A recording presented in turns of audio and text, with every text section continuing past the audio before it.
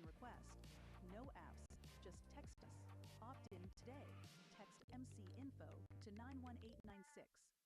City of McLendon-Chisholm text alerts using TextMyGov.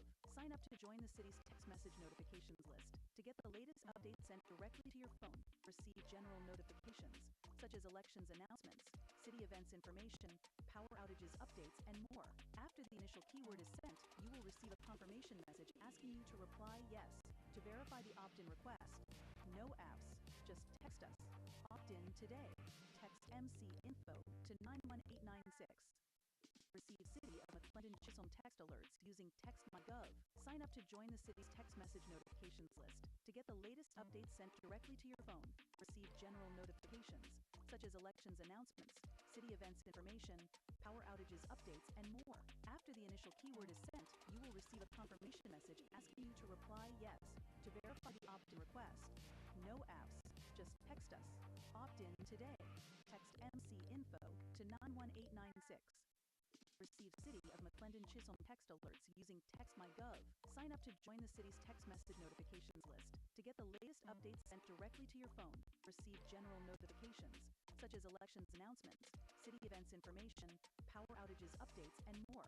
After the initial keyword is sent, you will receive a confirmation message asking you to reply yes. To verify the opt-in request, no apps, just text us. Opt in today. Text MC Info to 91896. Receive City of McLendon-Chisholm text alerts using TextMyGov. Sign up to join the city's text message notifications list to get the latest updates sent directly to your phone. Receive general notifications, such as elections announcements, city events information, power outages updates, and more. After the initial keyword is sent, you will receive a confirmation message asking you to reply yes. To verify the opt-in request, no apps, just text us. Opt in today. Text MC Info to 91896. Receive City of McLendon-Chisholm text alerts using TextMyGov. Sign up to join the city's text message notifications list to get the latest updates sent directly to your phone. Receive general notifications, such as elections announcements, city events information, power outages updates, and more. After the initial keyword is sent, you will receive a confirmation message asking you to reply yes. To verify the opt-in request, no apps, just text us. Opt in today. Text MC Info to 91896. City of McLendon-Chisholm text alerts using TextMyGov. Sign up to join the city's text message notifications list to get the latest updates sent directly to your phone. Receive general notifications, such as elections announcements, city events information, power outages updates, and more. After the initial keyword is sent, you will receive a confirmation message asking you to reply yes. To verify the opt-in request, no apps, just text us. Opt in today. Text MC Info to 91896. Receive City of McLendon-Chisholm text alerts using TextMyGov. Sign up to join the city's text message notifications list to get the latest updates sent directly to your phone. Receive general notifications, such as elections announcements, city events information, power outages updates, and more. After the initial keyword is sent, you will receive a confirmation message asking you to reply yes. To verify the opt-in request, apps, just text us. Opt in today. Text MC Info to 91896. Receive City of McLendon-Chisholm text alerts using TextMyGov. Sign up to join the city's text message notifications list to get the latest updates sent directly to your phone. Receive general notifications, such as elections announcements, city events information, power outages updates, and more. After the initial keyword is sent, you will receive a confirmation message asking you to verify the opt-in request. No apps, just text us. Opt in today. Text MC Info to 91896. City of McLendon-Chisholm text alerts using TextMyGov. Sign up to join the city's text message notifications list to get the latest updates sent directly to your phone. Receive general notifications, such as elections announcements, city events information, power outages updates, and more. After the initial keyword is sent, you will receive a confirmation message asking you to reply yes. To verify the opt-in request, no apps, just text us. Opt in today. Text MC Info to 91896. Receive City of McLendon-Chisholm text alerts using TextMyGov. Sign up to join the city's text message notifications list to get the latest updates sent directly to your phone.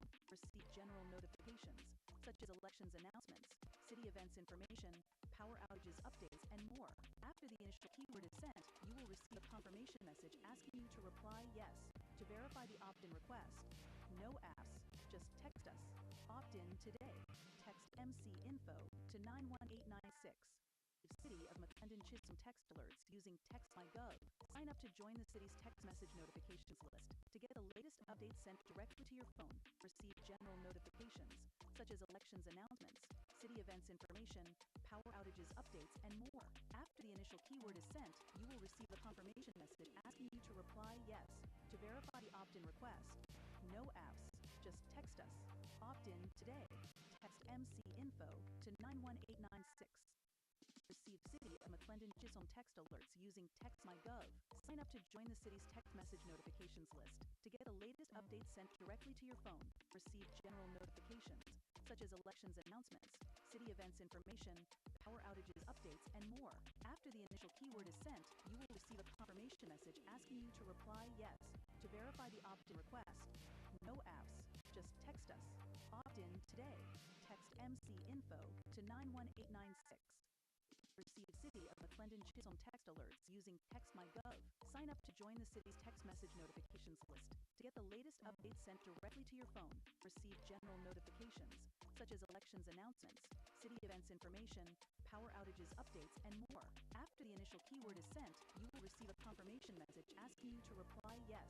To verify the opt-in request, no apps, just text us. Opt in today. Text MC Info to 91896. City of McLendon-Chisholm text alerts using TextMyGov. Sign up to join the city's text message notifications list to get the latest updates sent directly to your phone. Receive general notifications, such as elections announcements, city events information, power outages updates, and more. After the initial keyword is sent, you will receive a confirmation message asking you to reply yes. To verify the opt-in request, no apps, just text us. Opt in today. Text MC Info to 91896. Receive City of McLendon-Chisholm text alerts using TextMyGov. Sign up to join the city's text message notifications list to get the latest updates sent directly to your phone. Receive general notifications, such as elections announcements, city events information, power outages updates, and more. After the initial keyword is sent, you will receive a confirmation message asking you to reply yes. To verify the opt-in request, no apps, just text us. Opt in today. Text MC Info to 91896. Receive City of McLendon-Chisholm text alerts using TextMyGov. Sign up to join the city's text message notifications list to get the latest updates sent directly to your phone. Receive general notifications, such as elections announcements, city events information, power outages updates, and more. After the initial keyword is sent, you will receive a confirmation message asking you to reply yes. To verify the opt-in request, no apps, just text us. Opt in today. Text MC Info to 91896. City of McLendon-Chisholm text alerts using TextMyGov. Sign up to join the city's text message notifications list to get the latest updates sent directly to your phone. Receive general notifications, such as elections announcements, city events information, power outages updates, and more. After the initial keyword is sent, you will receive a confirmation message asking you to reply yes. To verify the opt-in request, no apps, just text us. Opt in today. Text MC Info to 91896. Receive City of McLendon-Chisholm text alerts using TextMyGov. Sign up to join the city's text message notifications list to get the latest updates sent directly to your phone. Receive general notifications, such as elections announcements, city events information, power outages updates, and more. After the initial keyword is sent, you will receive a confirmation message asking you to reply yes. To verify the opt-in request, no apps, just text us. Opt in today. Text MC Info to 91896. City of McLendon-Chisholm text alerts using TextMyGov. Sign up to join the city's text message notifications list to get the latest updates sent directly to your phone. Receive general notifications, such as elections announcements, city events information, power outages updates, and more. After the initial keyword is sent, you will receive a confirmation message asking you to reply yes. To verify the opt-in request, no apps, just text us. Opt in today. Text MC Info to 91896. Receive City of McLendon-Chisholm text alerts using TextMyGov. Sign up to join the city's text message notifications list to get the latest updates sent directly to your phone. Receive general notifications, such as elections announcements, city events information, power outages updates, and more. After the initial keyword is sent, you will receive a confirmation message asking you to reply yes. To verify the opt-in request, no Fs, just text us. Opt in today. Text MC Info to 91896. Receive City of McLendon-Chisholm text alerts using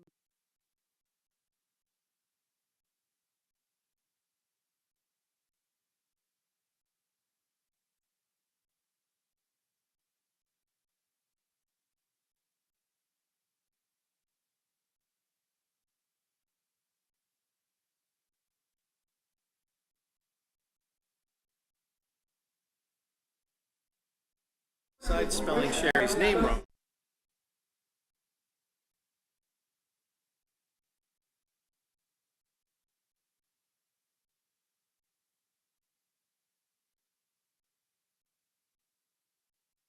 Want to make sure? Okay.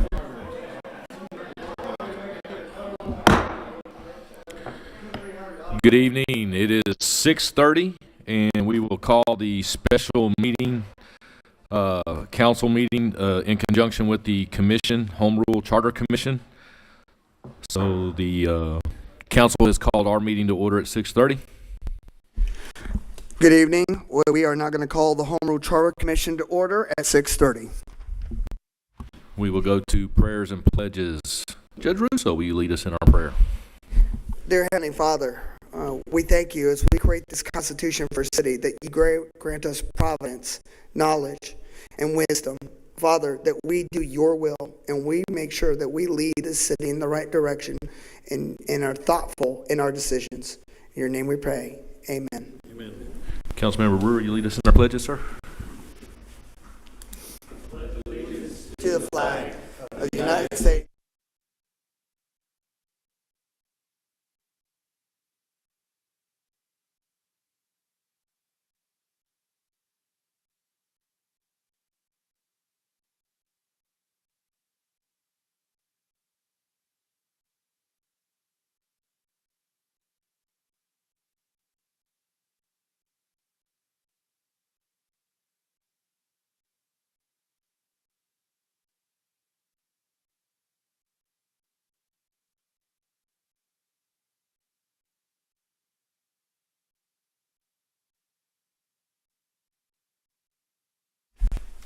At this time, we are going to continue with the Home Rule Charter Commission minutes and approval.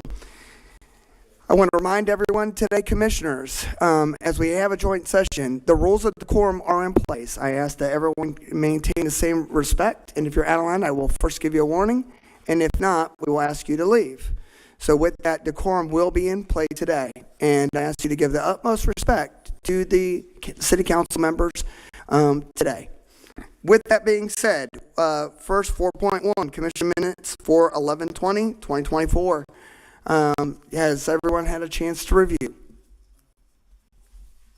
All right. Is there any changes that need to be made? All right, go ahead and use the, again, we're only going to use green, whichever you want, as long as I know, that's fine. Vice Chair, what do you have? It's a minor issue regarding the spelling of Sherry London. It's S-H-A-R-I instead of S-H-E-R-R-Y. Okay. Thank you. We'll make sure that is changed.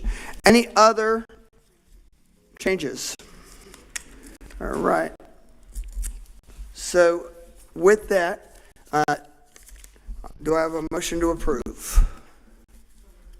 Yeah, we have a motion and a second. All right. At this, any other? Call for your vote. All right. Looks like unanimous. You may want to tell them. What's that? You may want to tell them green means. All right. So city council members, green means affirmative and then is a negative. So yeas are green, nays are red. Okay.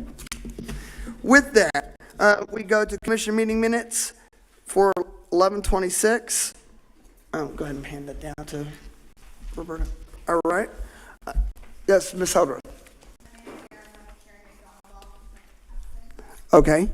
So we do have a recommendation to make a change that Karen McDonald was left off as an absent. Okay. Any other changes? Any other changes? Any other changes? All right, I call for your vote. I see. Yep. This is what happens. Very good. It's unanimous. All right, so that moves us to the presentation, number 5, on the latest draft of the Home Rule Charter by the Home Rule Charter Commission. Council, thank you for being here today as we have this joint meeting. I want to thank everyone that we have here today. As you've seen, every meeting we have very good attendance, and everyone has put in hard work. So,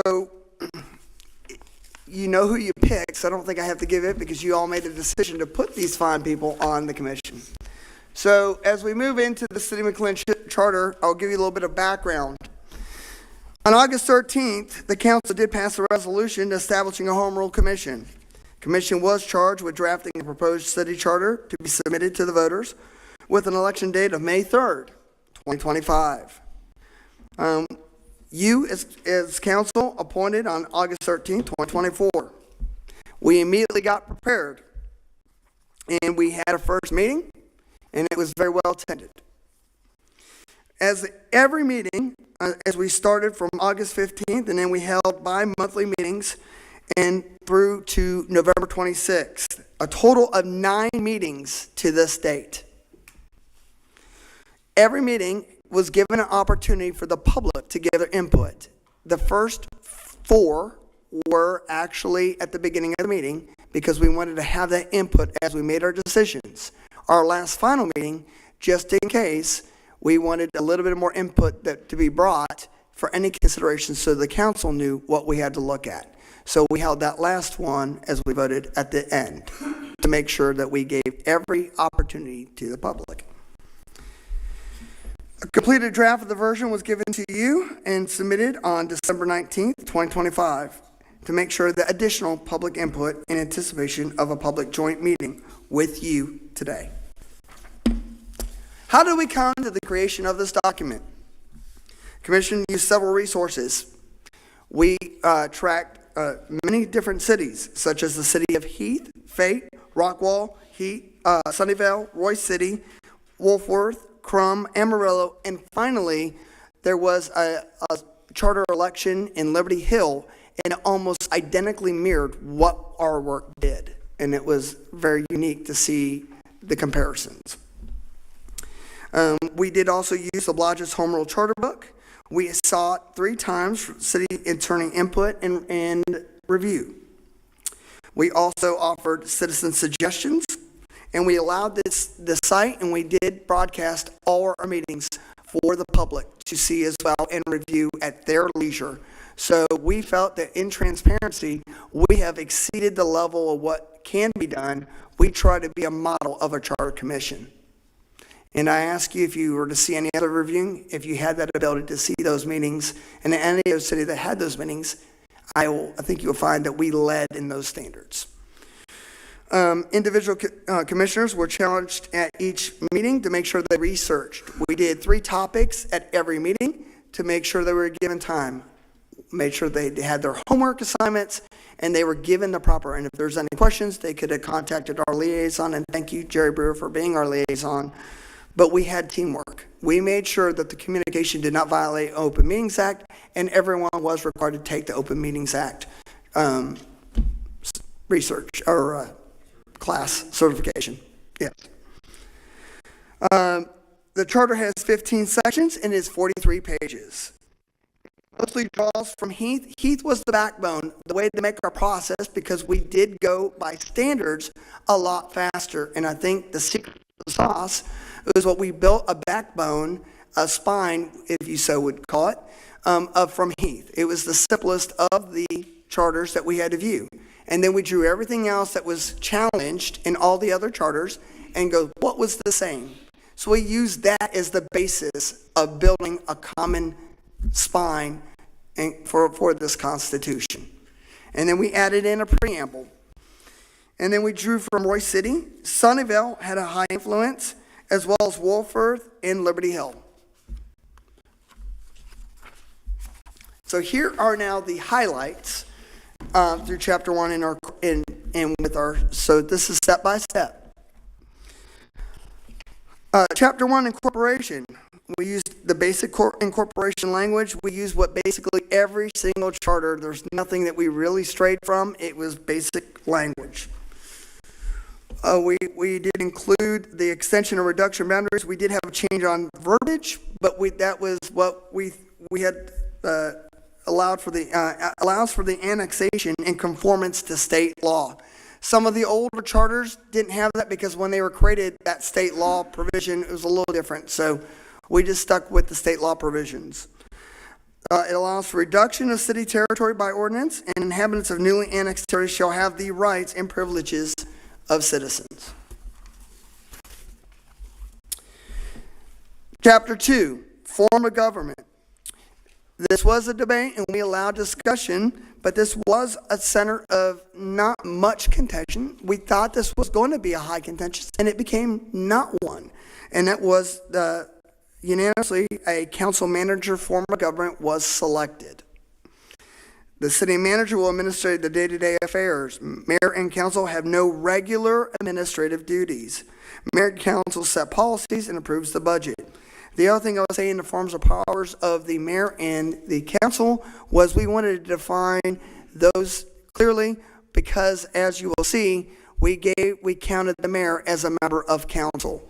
This applies to Open Meetings Act, and this really does give the conformity of the rules of everyone has the same kind of powers, and the additional statutory duties of mayor are included so that we know that it's clear what is expected of the mayor and what is expected of the city council. All the powers that are, again, afforded by state law and the Texas Constitution and the U.S. Constitution. All right. Chapter 3, City Council. The general powers and duties: appoint and remove the city manager, city secretary, and city attorney and municipal judge. This is a consistent of every municipality in Rockwall County, and so we just mirrored what was done with the other cities. We establish and dissolve administrative departments, adopt a budget, and individually initiate and place items on the agenda for consideration. Fix and regulate rates and charges of all utilities and public services defined in the charter. And this is just, again, state language as well, and duties. Collectively inquire into the conduct of any office, department, or agency of the city, and make investigations as to municipal affairs. Also, the qualifications. This was a slight debate, but the qualifications will be 18 years of age. And you must have resided in the city not less than 12 months. An additional at-large city council seat was requested to be established for a total of 6 council seats. Now, council, I know that it might be a concern how you're going to fit 6 people up there. Someone's going to just have to breathe in a little harder. Council member terms are now going to be increased to 3-year terms. We think the reason for that and the recommendation of all of that was to create a better time of learning. It was believed by this commission that 3 years gives everyone a chance to grasp. 2 years is really short to understand what you're doing, and we just think that 3 years is a good number. We also suggested term limits for council members and 3 consecutive terms unless the mayor, which will be 4 consecutive terms, giving 1 additional so you can do a mixture of both. The mayor term will also be increased to 3 years. So, the mayor is the presiding officer of all meetings and serves as the official head for ceremonial purposes and in case of emergency as defined by law. However, shall have no regular administrative duties. The mayor may vote on every item. We now have decided to give the mayor a vote, as we believe that is better in transparency and allows for good governance. So, a quorum is considered 4, including the mayor. Special meetings can be called by the mayor or 5 council members. Council cannot make decisions regarding litigation or legal proceedings without first consulting the city attorney. prohibitions and requirements on holding other offices, filing as a candidate of a different office during the term with staff under the authority of the city manager are specified. And this would also include, so basically what we are now doing is if a council member wanted to run for mayor, they would have to resign, or if they wanted to run for another city council member against another city, they would have to resign to run, eliminating that tension on the dais. Mayor and council serve without compensation at this time. Procedures are in place to fill vacancies, and forfeiture of office for lack of qualifications, missing 3 consecutive or 25% of scheduled meetings, a conviction of a felony or crime of moral turpitude, violations of express prohibitions of the charter, or ceases to be a resident, or other issues mandated by state law. One thing that we found that it wasn't in all charters, but we did include a disaster clause to establish legal quorum in the case of an event resulting in injury or death of multiple elected officials. And then the charter also calls, which I believe is really setting a standard, is that the council can create a code of ethics within 180 days of this charter approval with specific areas to be addressed. We think that you guys allowing for a stronger moral ethic code benefits everybody in the city, and you guys get to be the voice in that, and we think that's a good thing. Chapter 4, City Manager. City Council by majority vote appoints or removes the city manager. Residency is not required upon appointment, but given a reasonable amount of time determined by council, shall reside within the city limits. Powers and duties of the city manager. Hiring and removal of employees not reporting directly to the city council. Direct and supervise the administration of all departments. Follow and enforce provisions of the charter, ordinances, city council, acts, and state law. The city manager is expected to attend all city council meetings unless excused by the mayor or mayor pro tem. City manager's powers and duties also include preparing and accepting the meetings for the official agenda. So he will be preparing that agenda, preparing and submitting the annual budget and capital program to council, and administer the same once it's approved. Advise council on the financial condition and the future needs of the city. Make reports as required concerning the operation of the city's departments under the city manager. Chapter 5. The city secretary. They will be appointed by the city council. Duties include maintaining official records and files of the city, attend all city council meetings, and keep accurate records of actions by the council, administering oaths, attesting to official city documents, contracts, and ordinances, and serve as the election official for all city elections. Hold and maintain the city seal and affix the appropriate documents. We did have some initials. We made it originally a little simpler, but upon request of the city attorney, we did buff it up a little bit more. But the city council shall create by ordinance a municipal court, and a judge must be a licensed attorney. Judge appointed by council for a true 2-year term. Actually, I don't believe we did do the licensed attorney originally. We did not vote for that. So,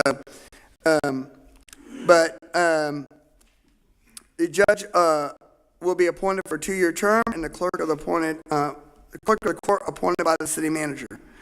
Jurisdiction is within the city limits and over the forfeiture and collection of any appearance bonds. In coordination with the state court, all criminal cases that occur within the city limit whose penalties do not exceed state law for municipal court. Criminal cases as a result of violations, so the municipal court will handle criminal cases as a result of violations of city ordinances.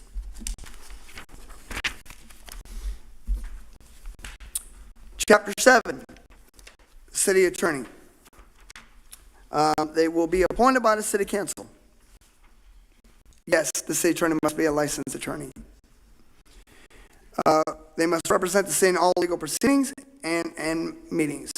Shall review and approve as the form to Form or dissolve all documents, contracts, resolutions, ordinances, legal instruments in which the city, that's not Sith, we're not Jedi, that's city, and may have an interest.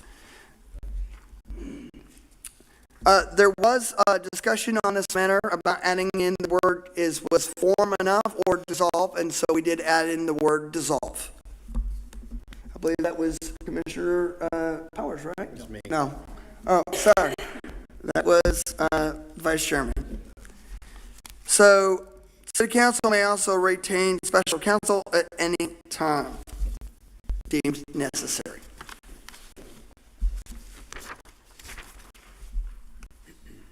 Chapter 8, City Departments and Fiscal Administration. Administrative departments established by charter or ordinance shall be under control and direction of the city manager. Powers to tax and collect and grant tax exemptions. And then this might cause some eyes, but I won't understand that what basically it is the Office of Tax Collector, however, by the establishment and contracting to collect, which we currently use the CAD, that would still be by that appointment, but the office is still considered tax collector. All right. City manager must approve. The city manager must submit an annual budget no later than 60 days prior to the end of the current fiscal year. The power to borrow money for a public purpose in conformance to state law, and this is something that's consistent with all charters. Chapter 9, boards and commissions. Planning and Zoning, Board of Adjustment, and we did add a new board that you will have to undertake if we do approve this. It will be a park board. The park board is not required to be created, but other boards can be created as needed by council. So in other words, we did put it in our charter. Planning and Zoning has 7 members with a 2-year staggered term. A 2/3 vote of City Council to overrule P&Z is required. The comprehensive plan is to be reviewed every 5 years. Board of Adjustment has 5 regular members with 2-year staggered terms. Park Board has 7 members with 2-year staggered terms. And then any other, and board and commission term limits. This is something that we found is good, that it mirrors a council, is that it's 3 consecutive terms. So that way, a member doesn't stay longer than the council member that appointed them. It allows council members to appoint the people that they feel should be serving the city instead of getting stuck with the same people over and over, because it creates a better form of discussion and allowing council to pick the people that best represent their way of moving forward. All right.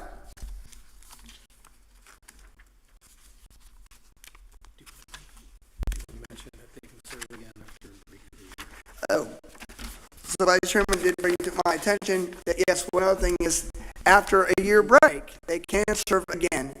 And that is also for council members when our term limits, it restarts after a year break. So, thank you, Vice Chairman. Chapter 10, ordinances. Detailed procedures for passing ordinances and resolution. It also requires publication of ordinances in the official newspaper, but also we added a new provision, which is not in many of those, is we were trying to be forward thinking, that also requires it to be on the city website. We think this is an addition. That's a warning. No one is safe from being called. Well, do not disturb again. Thank you, sir. Requires publication of ordinance in the official newspaper and city website, as I said. So this was to create that transparency. This is to create that opportunity that we're going above and beyond. We think that the city of McLendon deserves that. We don't want to just be followers. We want to be leaders. All right. Chapter 11, elections. Gentlemen, keep it down. Again, no one is safe. Regular city elections in the first Saturday of May of each year, and special elections may be called. Regulation of election provisions, and that includes appointment of election judges. provisions for candidates falling for office, provisions for the order of names on the ballot, canvassing and election result procedures. Am I going too fast? All right, very good. Chapter 12. This did spark some debate within our group, but we did have a little bit of contention. But initiative, referendum, and recall. Procedures are detailed for initiatives, referendum, and recall petitions. 30% of the voters of the last regular city election, or 300 voters. We did look through the different ones and came to a consensus for the size of our city. This would be a fair number to come to. Whichever is larger can petition to propose an ordinance to have voters approve or reject an ordinance, or to have voters to approve or disapprove a recall of an elected official. A city councilor subject to a certified recall petition can request a hearing within 5 days to present facts related to the charges specified in the petition. City council must have the hearing within 5 to 15 days. If council members do not resign, then council shall order a recall election not less than 90 days from the date of the petition was submitted to the council. Recall elections limitations include petitions to recall cannot be filed within 60 days when a person takes office, or within 3 months after an election for the recall within 6 months of their end of their term. This was a highly debated issue. I do thank everyone. We got through it very well and civilly, but there was some concerns at the 3 months because, again, that was considered when you're doing elections. That 3 months is in that same period of an election process, and we didn't want to have overriding, so we had that first consistent. And then 60 days, there was some debate there, but that was the compromise of everyone was 60. So that's how we came to that compromise. All right, chapter 13, franchises. This is basic language that is pretty much the same in every charter. Provides the city power to grant, regulate, and set the rates for franchises to a title that require the use of public property in the city. Chapter 14, general and transitional provisions. Any ordinances, rules, or regulations inconsistent with this charter are repealed upon date of adoption of this charter. Conflicts of interest by city officials are addressed. Nepotism, wrongful interference, employee and political activities rules. If there was a section that I would tell you that we took a lot of time, and this really strengthened what was beyond what we have seen, even with our general law city rules, this probably was our stoutest additions to everything that we did. We held a standard in accountability to the highest measures. Accountability was a big message and a theme that I think everyone agreed with around the table in consensus. And also designation of official newspaper publication.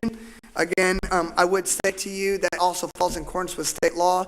That could be changed this session, but that is not something we can address at this time because that is a matter of state law and legislature. Charter amendments may be submitted by the city council to the qualified voters of the city for their approval, no more than once every 3 years. Upon charter approval, the newly created council seat is appointed until the next election cycle. 3-year terms begin for places 2, 4, 6, and the mayor in the 2026 cycle. Places 1, 3, and 5 begin 3-year terms in the 2027 cycle. This is, again, basic language, chapter 15, adoption of the charter. This is almost every language is consistent with this. Sections of the charter will be presented collectively on the ballot, and it is impractical to submit each subject in this charter separately. So what we're recommending is that we do it all as one, just to get it through. Again, if there are issues in 3 years, which would be a full cycle, then that could be changed. But we do think, for the purposes of damage, we think that it's prudent to do it all as one. It's an up or down vote is what we recommend. The ballot will be listed as for adoption of the charter or against the adoption of the charter. And with that, I give you a break of my voice. Mr. Mayor.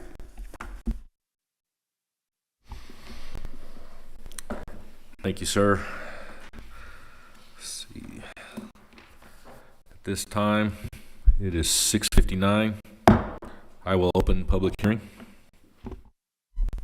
At this time, the Charter Commission now opens for public hearing at 6:59. It is open to the public. You'll have the podium and the speaker at that time. I'm pretty sure the commission will take notes, so if anyone would like to speak.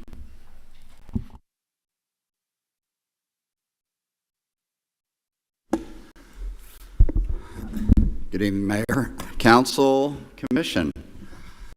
Thank you, Judge Russo. I appreciate Chair Russo. Chair Judge Russo. I appreciate all the hard work the Commission has done.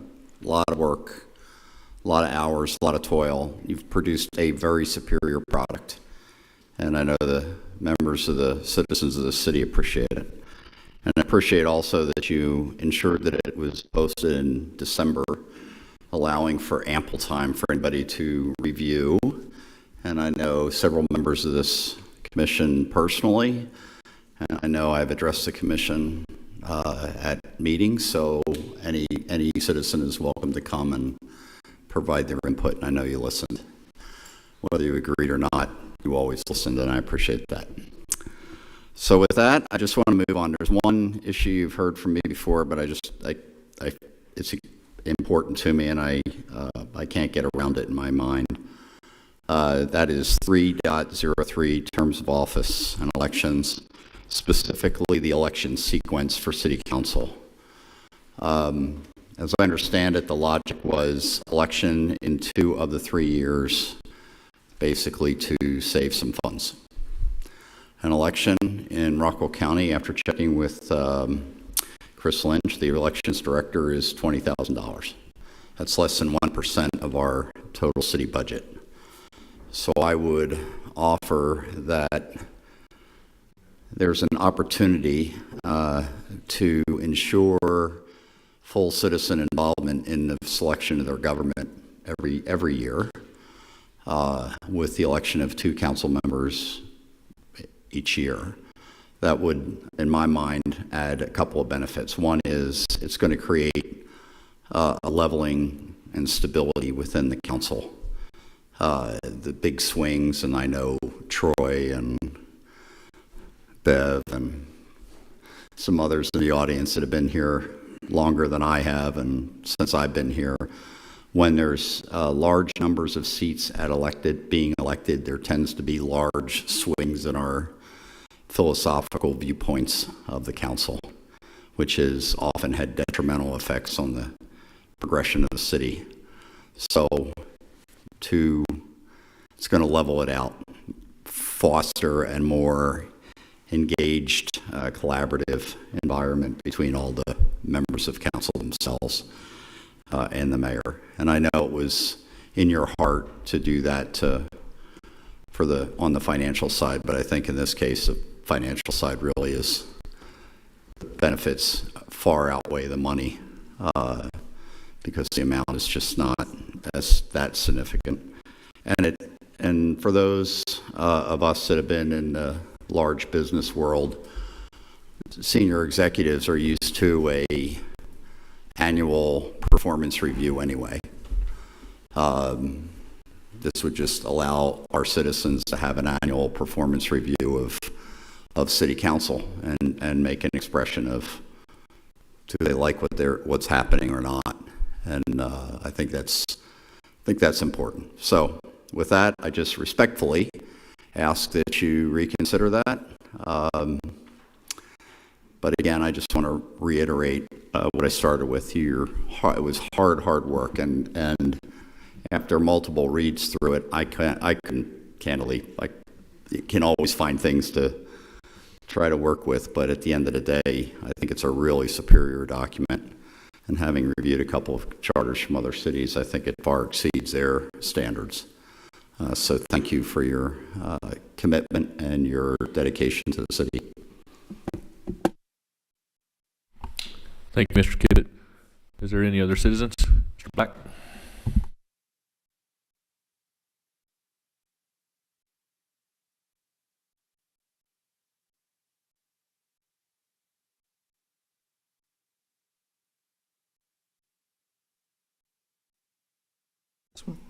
Hello. Is this name and address, or just? I'll just start talking. Oh, Dave Black at 1419 Sienna Lane, McLendon-Chisholm. Just real quick, was number 2, it was probably a confusion on my part. 2.02 is powers of the city, and there's a bunch of them.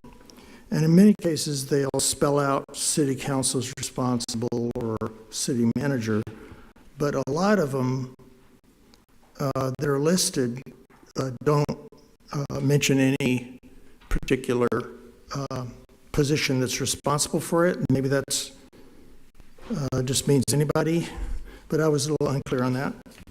But then the big one I had actually was the same as Mark's. We both talked about it before. I think this is section 3.03 regarding the election sequence. I think 3 years is nice. I'm glad you extended that a little bit for the council members and the mayor member. But I actually liked it being spread also because without it being spread, we get basically a 2-year gap between voting. And that seems a bit far away from democratic representation. Also, there are some cases in here,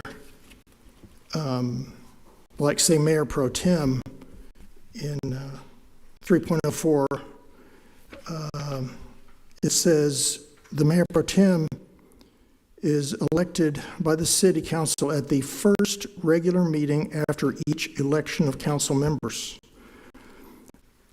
So does that mean we have a Mayor Pro Tem for 2 years in a row without voting? If things are spread out, so place 1 and 2 is first year, 3 and 4, and then 5, 6, and mayor for the third year, then you would be able to vote. There would be a vote for Pro Tem every year. You might just want to rechange that to say once a year or something. But I think the most important thing is the cost saved is far from worth the democracy that it impacts. So I would think if it's 20 or 30,000, I mean, I wouldn't quibble for dollars in this particular case. There are plenty of places that quibble for dollars and waste of money, but I don't think this would be a waste of money. Then there was, oh God.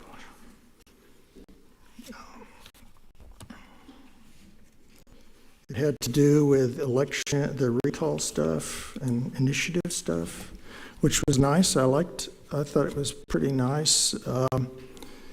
Some states do these, I don't know about the recalls, but the initiative type thing. I know one particularly very large state. It's basically the legislature almost always approves them because then they don't have to make a decision. So politically it gives cover to the legislature. So that's been my problem for initiatives. But if there's a good debate, it should be okay for a small town like ours. Darn it. What section is that? Is that 7? It's 12. Oh, 12. Thank you very much. The sequencing is a little weird. So for the initiative, the way it says either shall, the council will either pass the initiative ordinance without amendments, and that's it, or it'll take it to a vote. So basically that says that this up to 30% or 300 people, if the council happens to like it, they'll just take it as law and pass it. The people never have voted. Well, we didn't vote for the people who signed those petitions, unless it would be 100%. So I don't know if that causes a problem or not. I'm not as freaked out about it, but normally in other places, When there's an initiative, it is voted on by the people. There is no turn it into a law without voting. The referendum is, to me, really kind of not so great because it says the city council shall reconsider the ordinance, and if the referendum is where the public suggests an ordinance. That's Initiative? Okay. Is my note wrong? Referendum? A referendum is when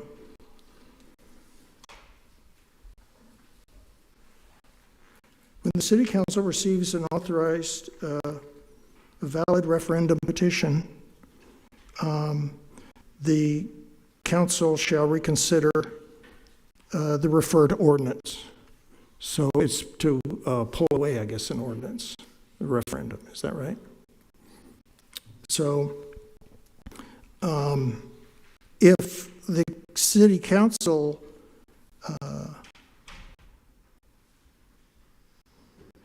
if it's they could repeal it, and if they do, there's no vote, and then if they don't, then you take it to a vote. So again, this is a case where a minority can have a law taken away. Now, if the city council would have had their own votes for the law or against the law, that's kind of, I think, what you're saying. And then finally, if an initiative gets passed, which is the law thing, then someone could immediately do a referendum to undo it. So there could be this funny cycle, whereas you go between the two. And I don't know if there's any time limit on that. I think there was no more than once each 6 months, I believe was the main law. So that's not very clear. But it sounds like you're trying to save some money on that by not having the election, because that 30% of the people doesn't mean it's all of McLendon-Chisholm or even 50% of McLendon-Chisholm. There are people that all agree with the thing, so they want to, so they'll sign it. What about all the people who didn't agree? So that's why I think probably avoid those issues if you just vote on it. And you're limiting it to once only every 6 months, so that's it. Thank you, sir. Is there anybody else? Mr. Packard.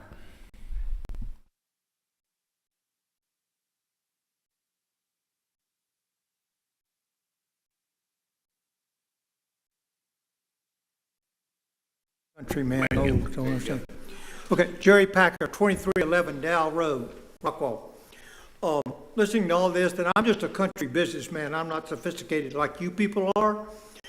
But it seems like to me, when you talk about the city secretary reporting to the city council, and you say the city manager has to get all these documents and do all these things and everything, I'm not sure who his staff is, but I could see a real serious problem in some of the businesses I've been in if the main person you're trying to work with reports to somebody else. Thank you.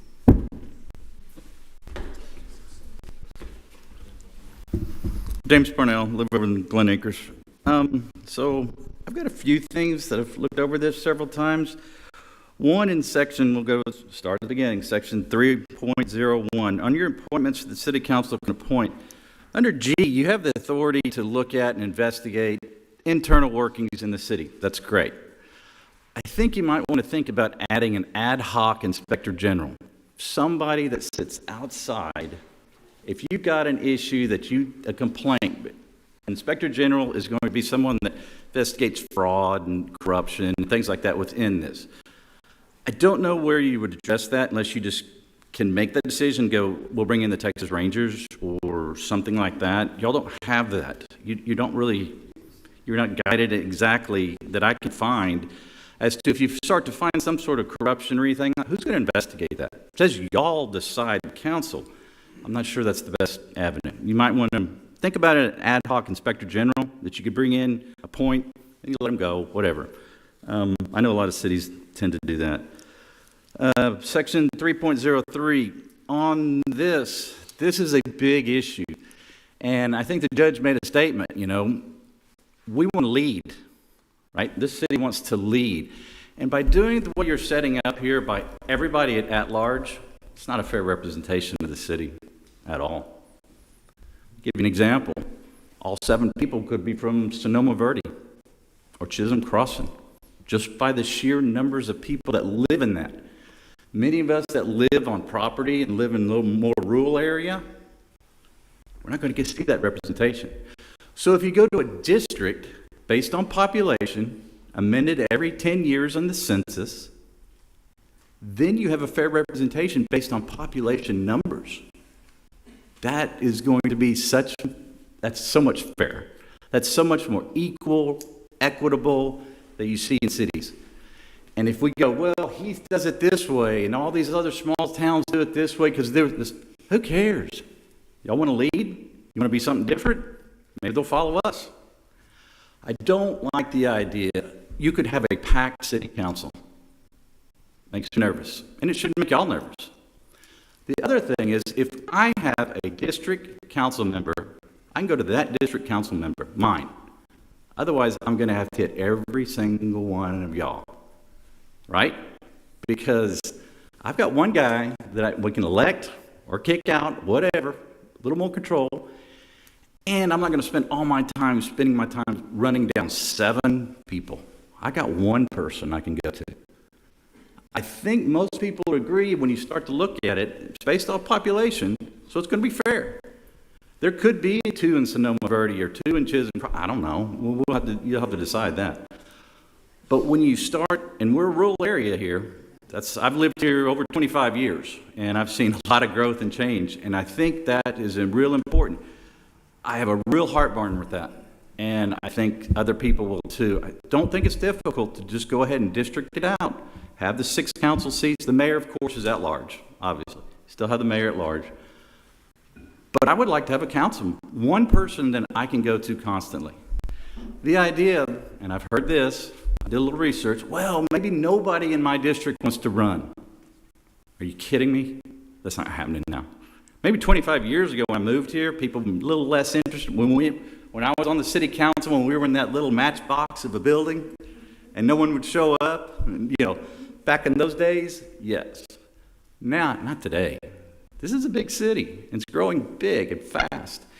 You get really one good shot to make this thing work. I know you can make charter amendments and that kinds of stuff, but you really need to get it as best you can the first time, because I see the problems and the hassles of trying to amend it and change it later, especially on a 3-year deal.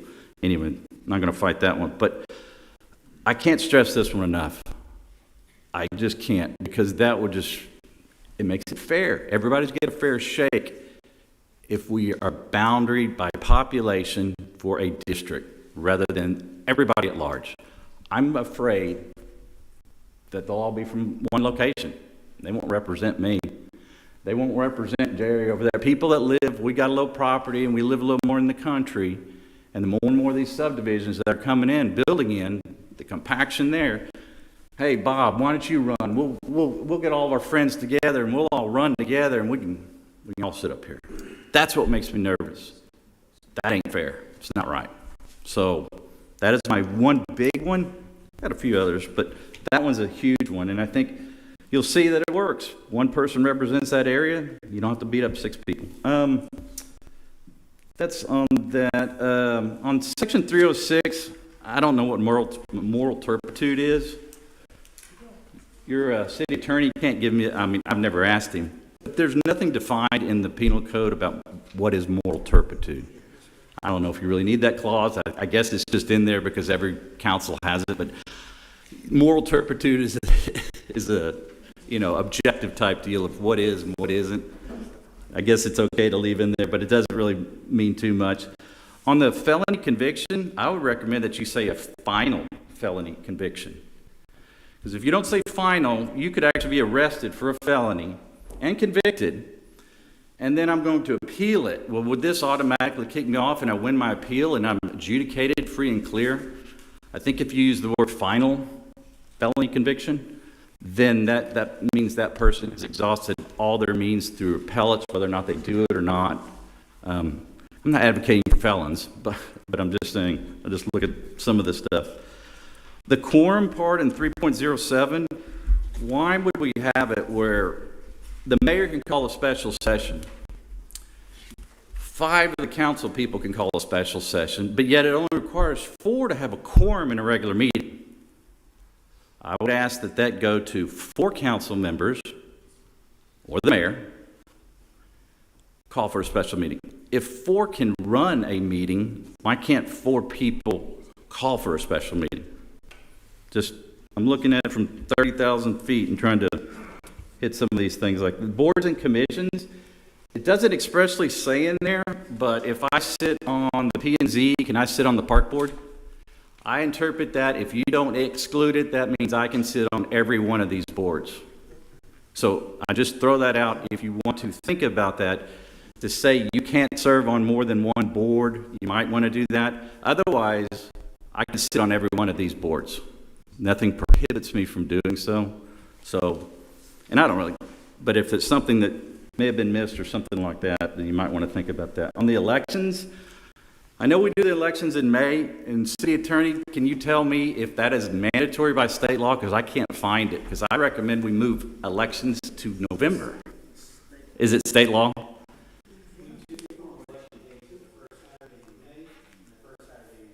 That's right.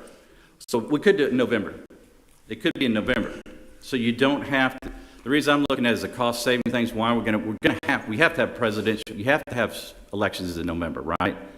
So why are we going to do them in May and in November? If it's a cost money to run elections, and then if we just did all the elections in November, whether they be city, state, national, because state reps, senators, all those people are up in November, along with the president and all that. If you correspond to that, you really don't have to do a May election. That's just a fiscal note, but I've got no heartburn over it, but it's just a fiscal thing to think about.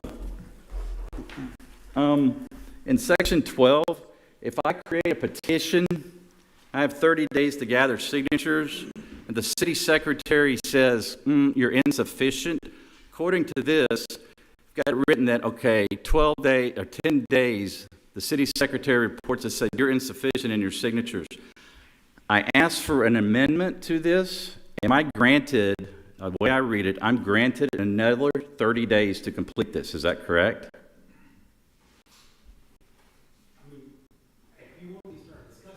Oh, well, I don't know if, it's a public.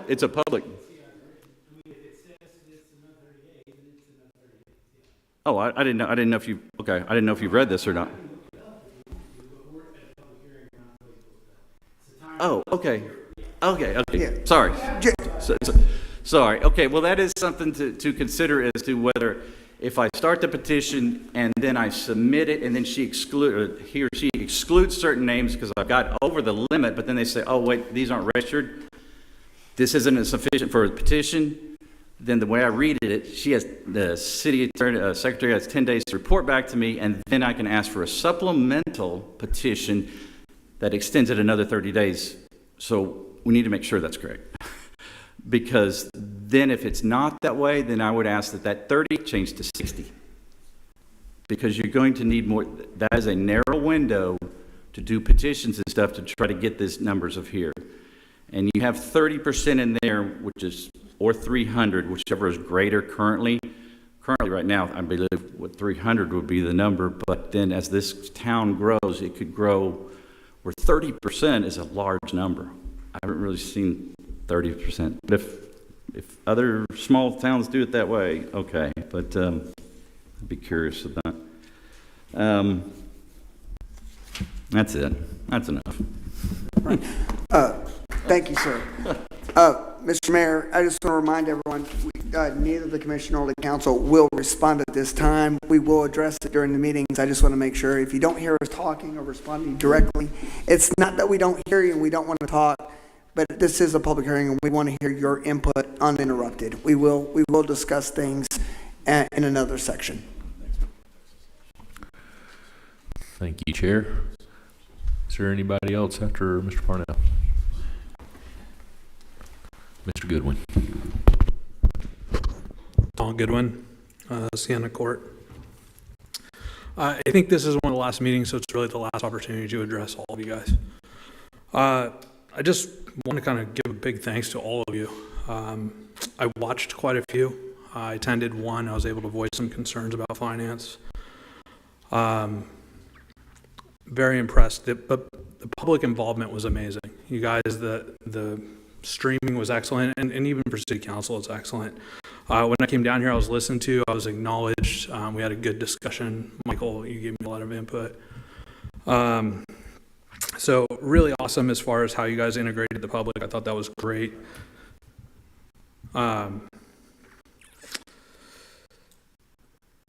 So the one thing I want to say about the document, that from watching all of this is really well thought out. You guys were thinking ahead about how the city is going to grow. You guys, it was well discussed. I watched you guys debate things. This was a lot from just watching videos. Very impressed with all of you guys, how you guys communicated your ideas. And were intentionally clear on things you thought might be ambiguous. Like, how might that be? Like, you guys were very clear on that. I was very impressed by that. Is this document perfect? My definition, no. I would have liked to seen some more financial constraints, but that's probably not the place. That's what I brought up when I was here. But perfect's kind of the enemy of done, and this is a done document that is very well done. So I just wanted to give you guys, kind of a thank you, and just let you know this was a masterclass on working together. You guys are really impressive. So thank you guys. Thank you, Mr. Goodwin. Anybody else? One more time.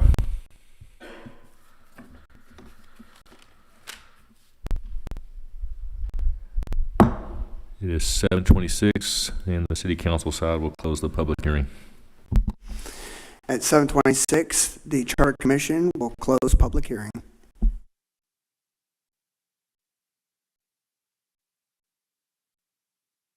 Excuse me. Also at 7:26, I'm going to go ahead and give a 5-minute recess for anybody who needs to use the restroom, so we will come back at, let's say, 7:31.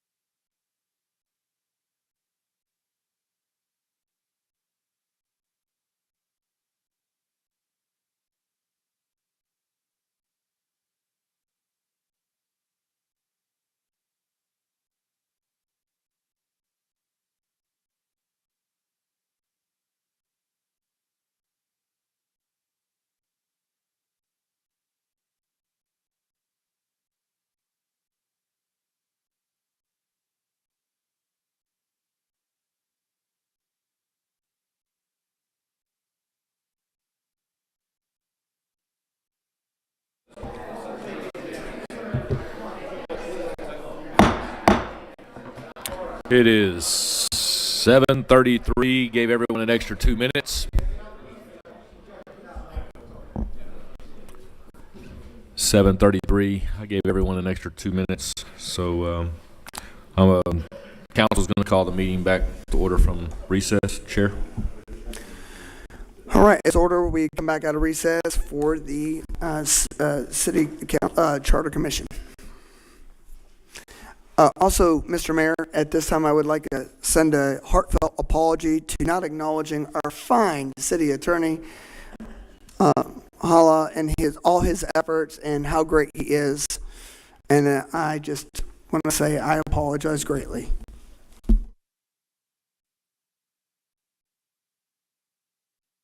Okay, I believe we're on item 10.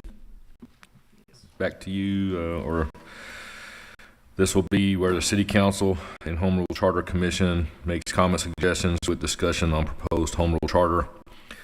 Mr. Holla, make sure I clarify this. This is going to be a back and forth with the Commission and from the Council? If that's what the Commission and Council want. Chair?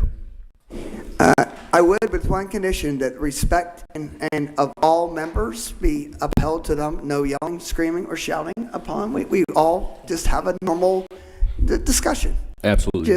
We're co-chairing this, so if you feel something's out of order, you can put it back.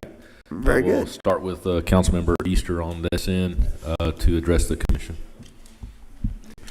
Thank you. I guess it is working. I just want to say thanks again to the Commission for putting this together. It is a lot of work, and it is a very comprehensive document, and I appreciate all the time and time that everyone's put in and focus on the detail. And I also appreciate all of the members of the public that spoke and provided comments. And I think it's going to be a much better document the more input we get, regardless of to what degree it's considered and finalized in it. But I think it's important to have that sort of input. Is it our turn to kind of, okay, I mean, I don't want to get into a lot of the minor details, but the one that I think that's the most important that was hit on by, I believe, Mr. Kipp and Mr. Black and Mr. Parnell to some degree is the election cycle of having a 3-4 or 4-3 vote each, or I think is it 2 years apart or something. It would seem to me that for the reasons particularly that were identified by Mr. Kippett, that it's important to have stability, and having it staggered where you don't have a majority coming in at any one time, but over a period of time, I think we'll avoid those swings and the detrimental effects that Mr. Kippett identified. And I don't recall if he suggested like a 3-3-1 or something to that effect. But that would be something that I think would be very important to reconsider. I don't know how we arrived at this, but it sounded like there's some financial considerations, and I'd just like to dogpile on that the general cost of it, I think, is less important than trying to maintain some degree of stability with it. And that's my primary concern with it. And maybe as we go through here, my thoughts are that you're likely to address some of the issues that have been brought up by members of the public, because it sounds like a lot of these issues were probably debated and would probably be helpful to not reconsider, but possibly reconsider, but just to go over and see if it warrants reconsideration in light of it. And other than that, that's all I've got. Thank you, Councilmember Easter. Councilmember Brewer, do you want to add anything, being that you've been the chair? Wait, let me just, and I forgot to mention. I apologize. Does the Commission have anything they want to say back to Mr. Easter on that? So, all right, sorry about that. So I would like to address Councilman Easter. So originally we did initially do 3-3-1, and the reason that was originally proposed and the thought process on that was because we did resign to run. Council members that want to run for mayor would have to resign to run. So that stacks that mayor race to a point where councils are giving up their seat. And that was the original design of that. And then it was changed to 3-4, and that also mirrors with Liberty Hill. So I think inspiration of Liberty Hill, as we looked at that, I think inspired some of our commissioners, but that was the thought process. Other numbers were bandied about, but the initial was 331. I do want to remind you that there is a possibility, and I want to be clear, that when we talk about instability, recall elections and other issues can change, but yes, there is a possibility, clearly, that you could have 7 new council members in one election cycle. How does that happen? Well, if the mayor is up during the cycle and the other off cycle all decides they want to run against the mayor, they all have to resign to run. And there's an appointment and there's a procedure that goes about that. So there is a possibility to have 7 brand new members of council at one time. I want you all to understand that. And again, that is a possibility. The issue is that comes down to this, the importance of leadership and the importance of the public in voting in the procedures and who they vote for. And it's indicative of the importance of the voter. So thank you, sir. Thank you, Chairman. And I forgot to thank Councilmember Brewer for putting this all together. I didn't acknowledge your participation on it, so I apologize for that. He didn't really do that much. Councilmember Easter. Councilmember Brewer, back at you, sir. Thanks. I'm not going to add too much. I just, I think some good points were made, maybe to consider and look at again. I do think that, we always strive to have the best document we can. And I'm sure our founding fathers thought the same thing when they put out the Constitution, and then the next thing you know, we were doing amendments to the Constitution. So things will change. This document will change over the years as we grow, and as changes in the state legislature occur, we may have to make changes. So things will happen, but it's a good foundation, I think, for going forward and for the way the city is growing. It'll be an important foundation for that. And I just want to express my thanks to the commission and for your time and for your efforts and for your hours of study that you did and the back and forth, and it certainly gave me the energy to do what I can to help you. So thank you all. That's all I got to say. Commission, do y'all have anything back? Well, I think everyone here, I would agree with me that it was a pleasure to have you as a liaison, and the work, and you went above and beyond, and I think everyone here saw that. So thank you for all your work that you went above and beyond on. Thank you, sir. Councilmember Day. Thanks, Commission. Thank you for taking this time. I mean, like all of us, we're all volunteers on this, but you guys took a special assignment. You guys delved deeply into your, philosophically, what is it you want from government, and you guys have certainly synthesized this into this document. And so I actually would sit at home and watch, despite the fact that your feeds were constantly cutting out. I would have to tune it way up to like 10 on the on the amplifier to hear somebody whispering in the background or whatever. I wasn't the only one. There was a lot of people that were actually doing that, but I'm glad we got through it. I mean, whenever you produce something like this, is 43 pages. How many of you in college ever wrote a 43-page paper? But you did it for your city, so thank you. And thank you, Councilman Brewer, for quarterbacking this in a lot of ways. You were very helpful to them. I wanted to bring up some of the own things. When I went through this, I've been through this a couple of times, and now I have a paper copy of it rather than looking at it on PDF and stuff. Has some notes here, and a lot of them actually mirrored exactly the same concerns. So I'm realizing there's these kind of high point concerns that some of the public members are seeing the same thing that I was seeing. For example, immediately I go to 3.03, and I completely agree exactly with what Mr. Kippett was saying. I agree with Mr. Easter. I agree with the comments that came from the public on this 100%. I think a 331 is the favorable way to go. You do wind up creating inadvertently a super cycle. It means every third year you have 4 people coming up, and they have the majority vote, and they hold that majority vote for 3 years. So the next vote comes in, there's nobody, and then you got 3 that come in, and they're kind of a minority voice. So you get these abrupt changes that will happen, and it will take you about 3 years to exercise that change. So it's something that I would strongly, I strongly believe that you should consider converting this into a 3-3-1 system where the mayor runs alone every third year. That would be my recommendation on that. In terms of districts,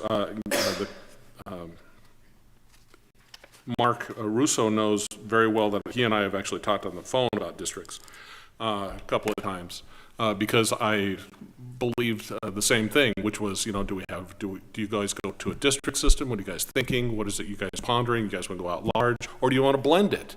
Have 3 at large and 3 districts, things like this, or maybe you have 3 districts and then you have 2 reps per district, right? All these things came back and went across, just trying to find if there was something that people were really happy with, and it sounded like you guys wound up going with the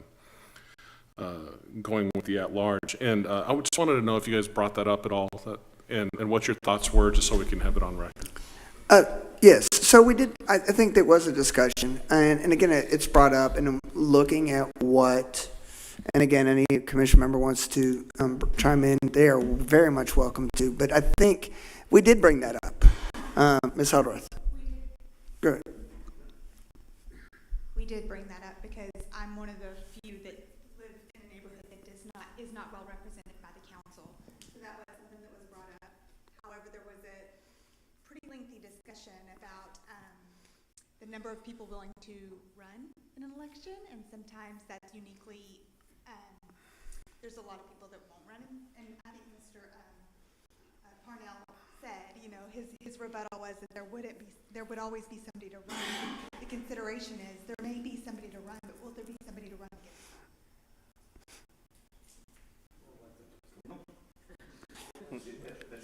And I'm sorry. It can.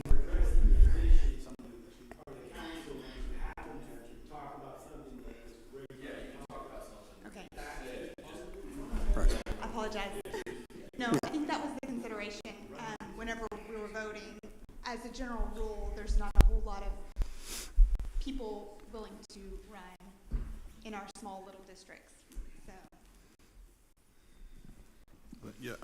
So there was that one. He brought up another issue that I also had highlighted as well during the meetings, which was if a quorum is 4, then why is it 5 to call a special meeting? So I agree that it should be 4. I actually remembered when that was brought up at the time. So something that I would strongly recommend you guys take that under consideration.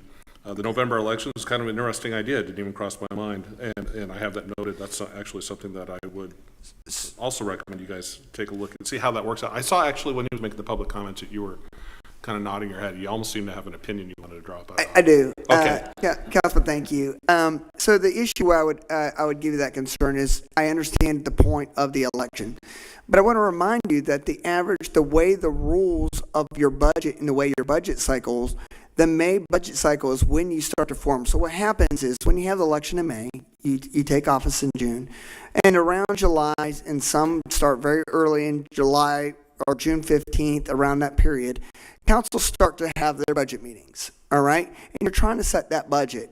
And so if you're setting the rule of your budget to be set by September 30th, you're creating that issue. This new council is the ones that's setting that budget. So that is the mindset, I think, of why you're sitting on the May election because of the budget cycle.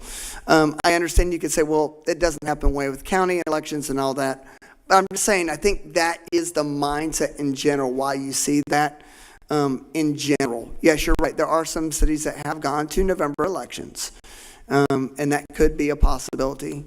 But for some people, it also can become, to your point, in May elections, if you have a primary in March, and then you have sometimes additional elections, runoff elections.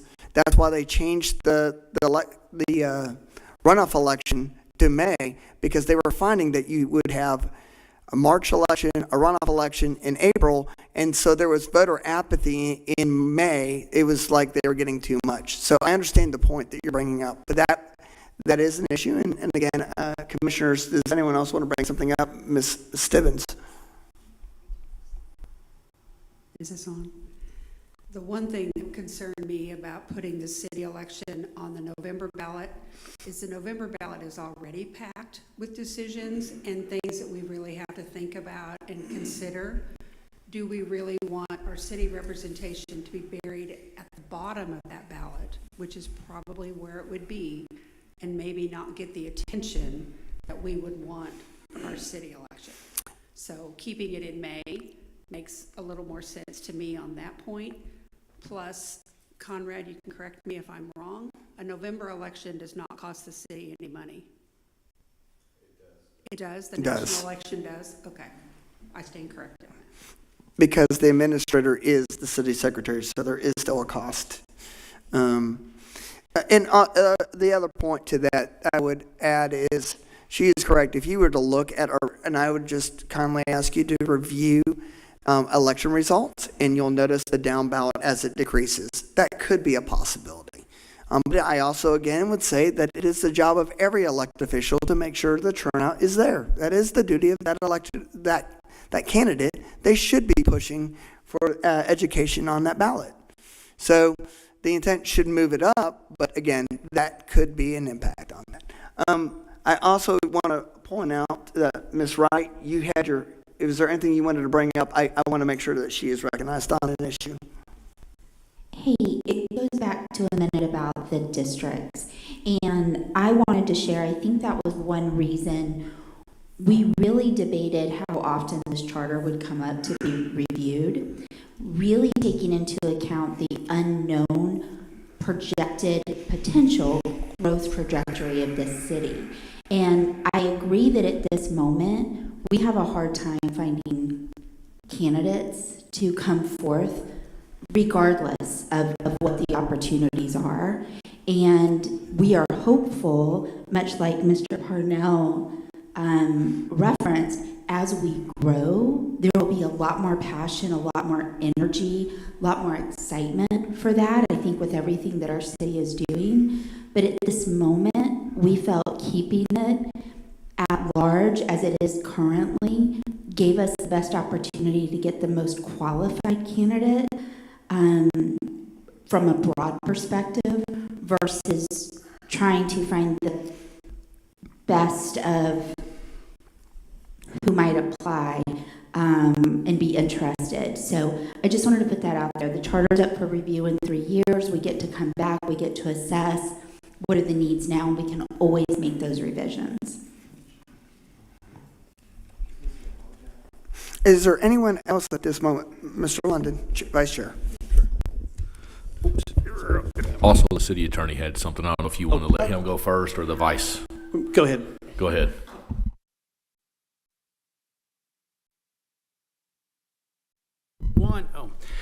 One, I wanted to stress that Councilmember Brewers mentioned it, and you just mentioned it too, and I'm glad you did, is the fact that the charter and the amendment, at some point, there is probably going to be amendment in the charter.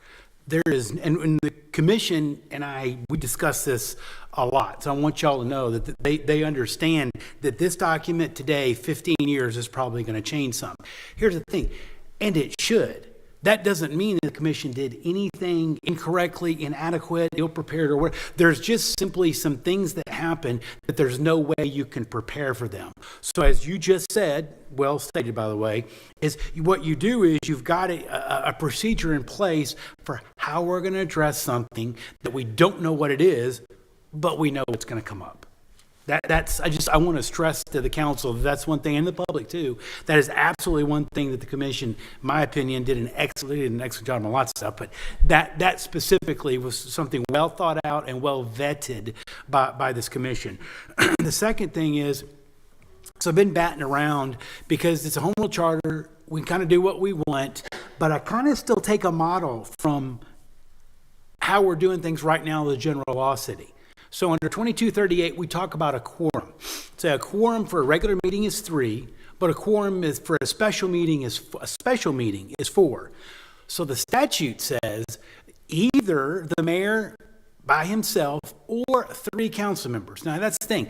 Normally, 3 council members is a quorum, and you'd have a TOMA problem there. okay? But specifically in the statute, we're allowed to do that as a general law city because the statute says that specifically. So that is the one time that three members talking about something that's city business is not a violation of TOMA.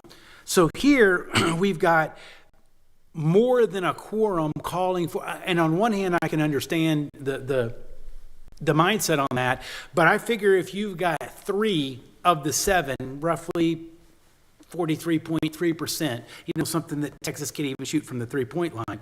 That's almost half of your council wanting to talk about, call a special meeting for a specific purpose for an item. That seems like, doesn't mean it's got to pass or this or that, but it seems like when roughly 43.3% of the council at least want to discuss an item, that's probably good. And there, too, you don't want to foul of, again, I don't think it's going to be a TOMA violation because it's a charter and we do what we want, but some public brought it up, council brought it up, y'all have talked about it. That's just something that I ask the commission just to think about. Again, it's not wrong. We're just talking about what's the more prudent course of action. It's not a right or wrong thing. All right, thank you. So in reference to the comments about 3.03 with regards towards the elections and the election cycle, part of the reason that we had the discussion on this and the 1-year break in between those 3 years was voter fatigue. You get to a point where voters just don't care anymore. They're not going to show up. And unfortunately, we've seen that in some past elections. I wouldn't say in the last 6 to 10 years, but there have been times where we reach that. The other part is this isn't about the cost. While the cost does play a factor, it's the city's money, it's our, the people's money. We don't want to have it constantly going for this. But this is also addressed in Section 12 with initiative, referendum, and recall. So in the IRR capability, this is where the citizens have their biggest vote and capability of being able to call for either an initiative to submit something that's being overlooked, and whether it's, as you've stated, right, you have a supermajority or what have you on the council. It could also be a referendum where the citizens can put in their time, their voice and their vote to be able to get it on there to say, we want to change something that the council has done that we don't agree with. And then for the recall, if they say somebody's doing something we don't appreciate, then we can get them off of the council, or at least bring it back up to a vote to say, hey, does everybody agree with this? And so that was why Section 12 for the IRR was brought in, and that's why this was a consideration. So that's just something in there to think about, and I know that a lot of people look at it as, well, we want to have it as the 2-2-2, and then we'll add the mayor in somewhere else, or we'll do a 3-3-1. And this was a pretty, I'll say, well-debated topic and chapter for us. Both of them were for a while, but I appreciate all the feedback on that, and there were a couple of things that I hadn't thought about before, so thank you all for your input. Additional quick question, comment, just in terms of where it puts things. The role of the city secretary, is the city secretary autonomous, or is the city secretary under the city manager? I mean, she's hired by the city, or he or she is hired by the city council, right? Serves at their pleasure. But who's doing the evaluations and who's doing the staff reporting? Council, just straight to them? Okay. The other one was boards and commissions on Chapter 9. One of the things that caught my eye going through this was that you have a 2/3 override of a recommendation from the P&Z. Where did that derive from? Is that what it is now? Is it? I thought it was a majority. So why did we go to 2/3 from majority? Just curious. We wanted to make it a little stouter, and I think that was the intent why we did that. And I think we were trying to, with the addition of we were trying to be a little bit more looking at the additional members. We thought that was a little clearer because you're adding another additional member. And I think the 2/3 was a little more concise. And also with the mayor now being considered a part as a voting member, I think it just was more clear cut to that. And that we were trying to get a finite number than majority. I think it was just being more concise. Again, not everything is perfect, I want to be clear. But what we tried to do was we tried to find everywhere we thought that vaguity that was addressed today. We tried. Were we perfect on it? No. But I do think that this commission was very thoughtful on everything that we worked on to try to eliminate the loopholes as best as we can. This is not going to avoid every single pitfall, and things were even brought up at the break. We look at things, we do things, we make changes, and even in the haste of some of our changes to make it a perfect document, we didn't think, as we made the changes as we went back, there were other additional things we didn't see as we adjusted. So I guess more to my question is, why is a simple majority not sufficient in your estimation of this? That's really it. I think it was to make it to me, it was a more clear cut and more definitive, and I don't think simple was enough, in my opinion. And again, Leslie. Yes. Even allows us now, as a general city, the council can by ordinance say, hey, look, it takes 3/4 of a vote. Mm-hmm. So I think my understanding, the way the discussion was, that was brought up, and they kind of preferred that route, that we could actually even go in a general law if we wanted to, so. Yeah, that's kind of where I was going. I was trying to pull that out to find out what the philosophy is behind doing that.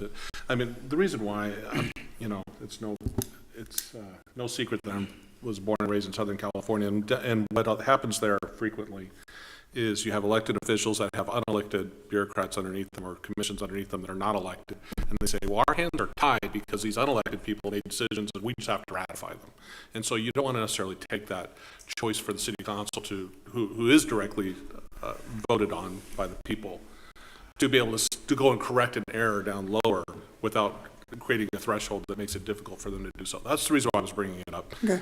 Just simply because I grew up in towns that have, the mayor's always like, I would like to do something about it, but our building commission has tied my hands.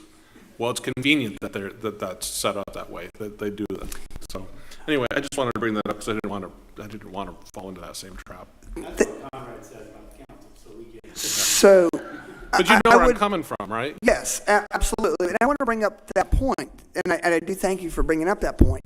That is exactly why the term limits on the commissions that's exactly why we put in that your term limit, to your point, because that power, what you're bringing up is these commissions, and we did see that in city councils in Rockwall County, where what was happening is the council members were terming off, right?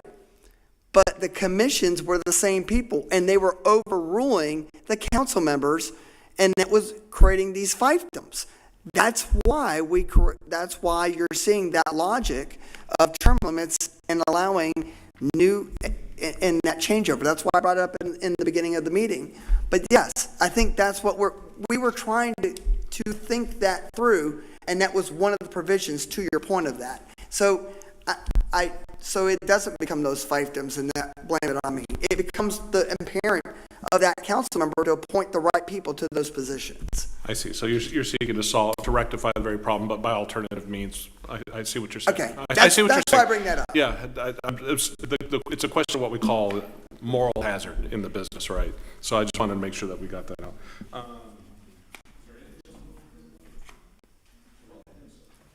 No, that's it. Thank you for answering my questions.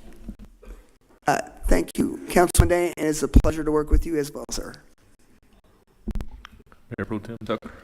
So y'all are good, everyone? Back and forth? Okay. Mayor Pro Tem Tucker. Just like to commend the commission and Councilman Brewer on the work effort that they put forward. And for the most part, I think what I've landed on is pretty much what's already been spoken to.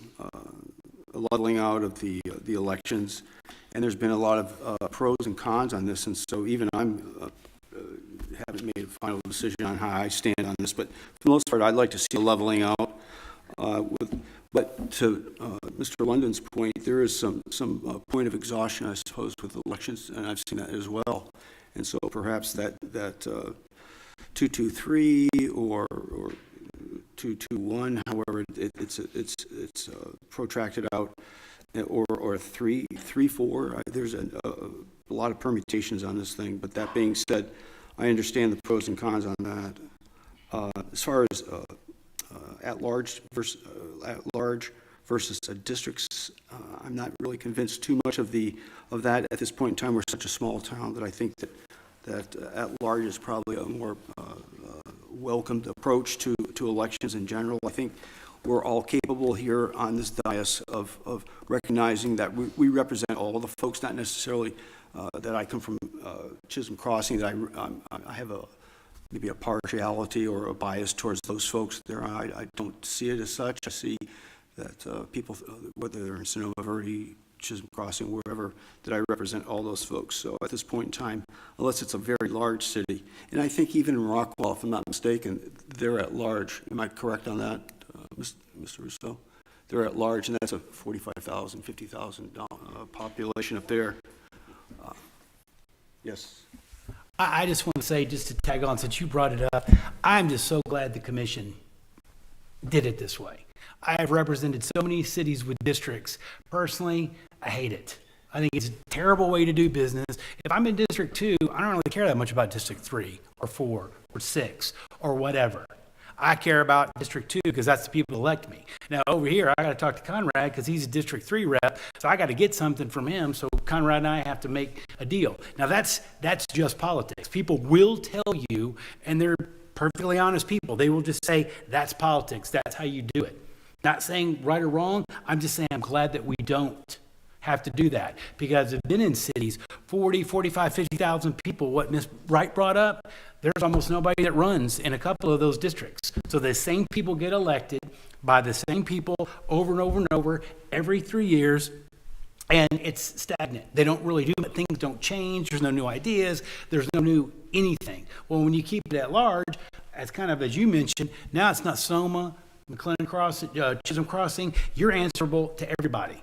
You can't just keep the people in one group happy and then, okay, you're fine. You got to make sure that you're working the whole city and talking to the whole city and knowing the people in the whole city. So I think that I think y'all, I'm probably not supposed to give my personal opinion, but I don't care. I just think y'all did the right thing. I really, really commend y'all for doing that. Because I'm telling y'all, these people, I was here for like half the meetings. I mean, they really, really got into it. I mean, Judge Russo did or Mr. Russo, Mark, my buddy Mark. Yeah. Mark, Chair or Mark is good. My buddy is fine as well. But not the other one. He did a great job of stopping the fisticuffs and the swords and everything from getting out. And actually, everybody did a fantastic job, seriously, of working together. And Councilmember Brewer, despite what the mayor says, Councilmember Brewer did a fantastic job being the overseer. He was kind of like the Don sitting back there in the control of everything. So this has not just been something that they just pimped out at a couple of meetings that they spent 30 or 45 minutes talking about. And bringing it, Mr. Tucker, there is one issue I think that could also complicate, that is becoming a bigger issue in this region. And the state of Texas has one of the larger states that has, it is the largest. But again, municipal utility districts are becoming a bigger deal. And so the taxation issue with taxation without representation, what you could create indirectly, whether you know that or not, would be if a municipal utility district would have that vote, they would start building it to their whim in that district. And do you want to have someone have more voice in one district than others? You say, well, that's not going to happen. But I'm saying that municipal districts are becoming a bigger use across the state of Texas. So just be mindful of, I know we always want to look at the utopianism of how that government works, but there is always someone trying to find a way to manipulate and misuse the process. And our job is to try and keep it up to track, and that's why we have the 3-year review process. So I just want to keep that in mind too. So. I'm finished. Thank you. Thank you, council, for y'all's input. Commission, thank y'all for the work y'all did. Oh, Conrad, do you have something? I don't. And I won't be verbose. Promise. That's. There are two things, just from my experience. Just thought I'd throw them in there. The section on the city manager living in the city. I've been a city manager for 37 years. Well, not a city manager. 20-something years as city manager. You will have people not apply when that requirement is, have a hard time living fiscally in the city sometimes at different cities. City managers do not have a vote. And people say, oh, you don't live in the city. Well, I don't do anything that these guys don't ask me to do. It's the only thing. I administer, I don't act. And in reality, with everybody leaving the city to go work, I'm in the city more than any of you are ever in the city because I'm here all day and into the night. Well, I mean, some of you. I'm not all of you. I'm not putting everybody in the same box. But I'm saying if you had the council give the thing, I mean, like a police have car per man. So a lot of police departments have a car per man. Ask Chief Brewer. They're not going to allow a car per man if you live 60 miles away. They put a limit. They decide, okay, within a certain time, because of emergencies, there's certain times where you have to get back as a city manager. And so maybe it's a distance, maybe it's a time or something, but be flexible a little bit to get the right person that you want as a city manager. Secondly, the budget. The budget, I would submit to you that the budget is the number one and most important ordinance that a city council does. It rules everything that happens in the city. So with that budget, to have having a November election gets new council members at least 6, 7, 8 months to become acclimatized to what they're doing. They get elected in May, and let me stop with there. Let me go backwards. Our budget every year starts October 2nd. We give the staff a day off. Fiscal year starts October 1, and October 2, we're starting working on the budget. And a lot of things happen, all the things. Council people that come in May don't even know where the restroom is in the city by the time, or people's names, and they're at budget visioning sessions within 1 or 2 council meetings trying to think of all the things for the budget, and they don't even know how it goes. You get them elected in November, and then they'll come rocking and rolling when you start your budget visioning in April, May, or June. I mean, April, May, really, but we have it in June here because we have the elections in May. We have to go later. We would much rather have it in March, April, May, and as Councilmember Tucker has expressed over and over and over again, not just one, but multiple ones that we could have to better put together that budget. So that's why I would think that the November election, you get more people out to those elections, generally, especially presidential elections and stuff, to get better representation from your cities. The number of people who vote in a May election is dramatically smaller percentage than people who vote in a presidential election or those elections. So if you want more people to vote from your city, I would submit that November would be the things. And that's all. Thank you, Mayor. Thank you, Mr. Russo. Do y'all have anything to that? Well, yes, thank you, Mr. Mayor. So I do want to point out we have a great commissioner to the right of me who brought that very issue up and adamantly. And one thing I want to say that I was really proud. I want to point to Roberta and Karen. When there was issues, Mr. Powers, we had a couple of heated moments or close ones, but everyone was given that opportunity. So I want you to know that was an issue that was brought up and how to get there. And as a consensus, we worked on that as a group. So I want you to know that was a discussed item at length. And I think the counter to your point also about May versus November is if the budget's already set, that council is working under, it kind of gives an opportunity when you're working on that brand new budget early on, that when they get elected, they have that voice. In some places, there was something wrong and they wanted to make that change immediately. And I think that is what happens to some places, that when they remove a council member, there's an immediate change in that budget or in that discussion that council member, although new and fresh, can express immediately and make a direct change in that very first budget. So I see both sides to that, but I want to bring that counter up to that point. But with that, thank you. And also, it is a pleasure to have been working with you as well, Conrad, and everything you've done for our city. So thank you. All right, so I'll pick up. Apologize for skipping over you. Jeff, you have anything before I? Okay. So what I was saying is thank you to the commission. Thank you, Councilmember Brewer, for the hard work. I have some points also. I agree on some stuff on the item 3.03 with the stability. I believe that there could be something to be considered by you guys with a 1, 2, 3, 4, 5, 6 mayor, however y'all want to do it, just to make sure that there is no loss. I've heard y'all's input, and it's not a make or break for me, but you know, we don't ever want to put us in a position where the people feel there is front loaded or anything. So consider that one. Let's see here. To Councilmember Day's point with that, to echo, it could create a favorable vote, which is not a good thing. If you have a council that controls things, I am not okay with that. And well, I'll leave it at that. As far as the at-large versus district, I've looked at both of those. There's actually quite a bit of reading that you can do online to show the pros of both. And what I found, honestly, was not sure if the UFOs are coming, but it showed there's pros and cons to both.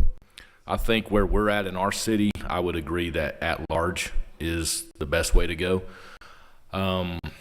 To the citizens' comments to this point, the reason I feel at-large is great, to agree with everyone, is anyone can put their name in the hat. You know, if 10 people put it in from Sonoma Verde, doesn't mean 10 people can't put it in from Chisholm Crossing or Austin Corners or anything like that. So to say that someone's going to flood, I disagree. I think we found in this last election that if you get out and do the work and you meet the people, you sell yourself, not the district you're in. And to the city attorney's point, I think you only care about your district. That shows at some of the district cities where they worry about their district and their district only. And there were, as you read about it, you'll see other things as far as sex, race. There's so many different things in there when it goes to at district that could be bad. So I'm a fan of at large. On the quorum with the special meetings and things, I think y'all had the quorum was at 4, and to call a special meeting was at 5. That doesn't really bother me. And the reason I say it doesn't bother me is because there are provisions for the special meeting.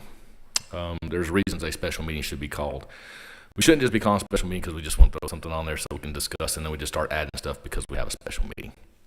I'll leave it at that.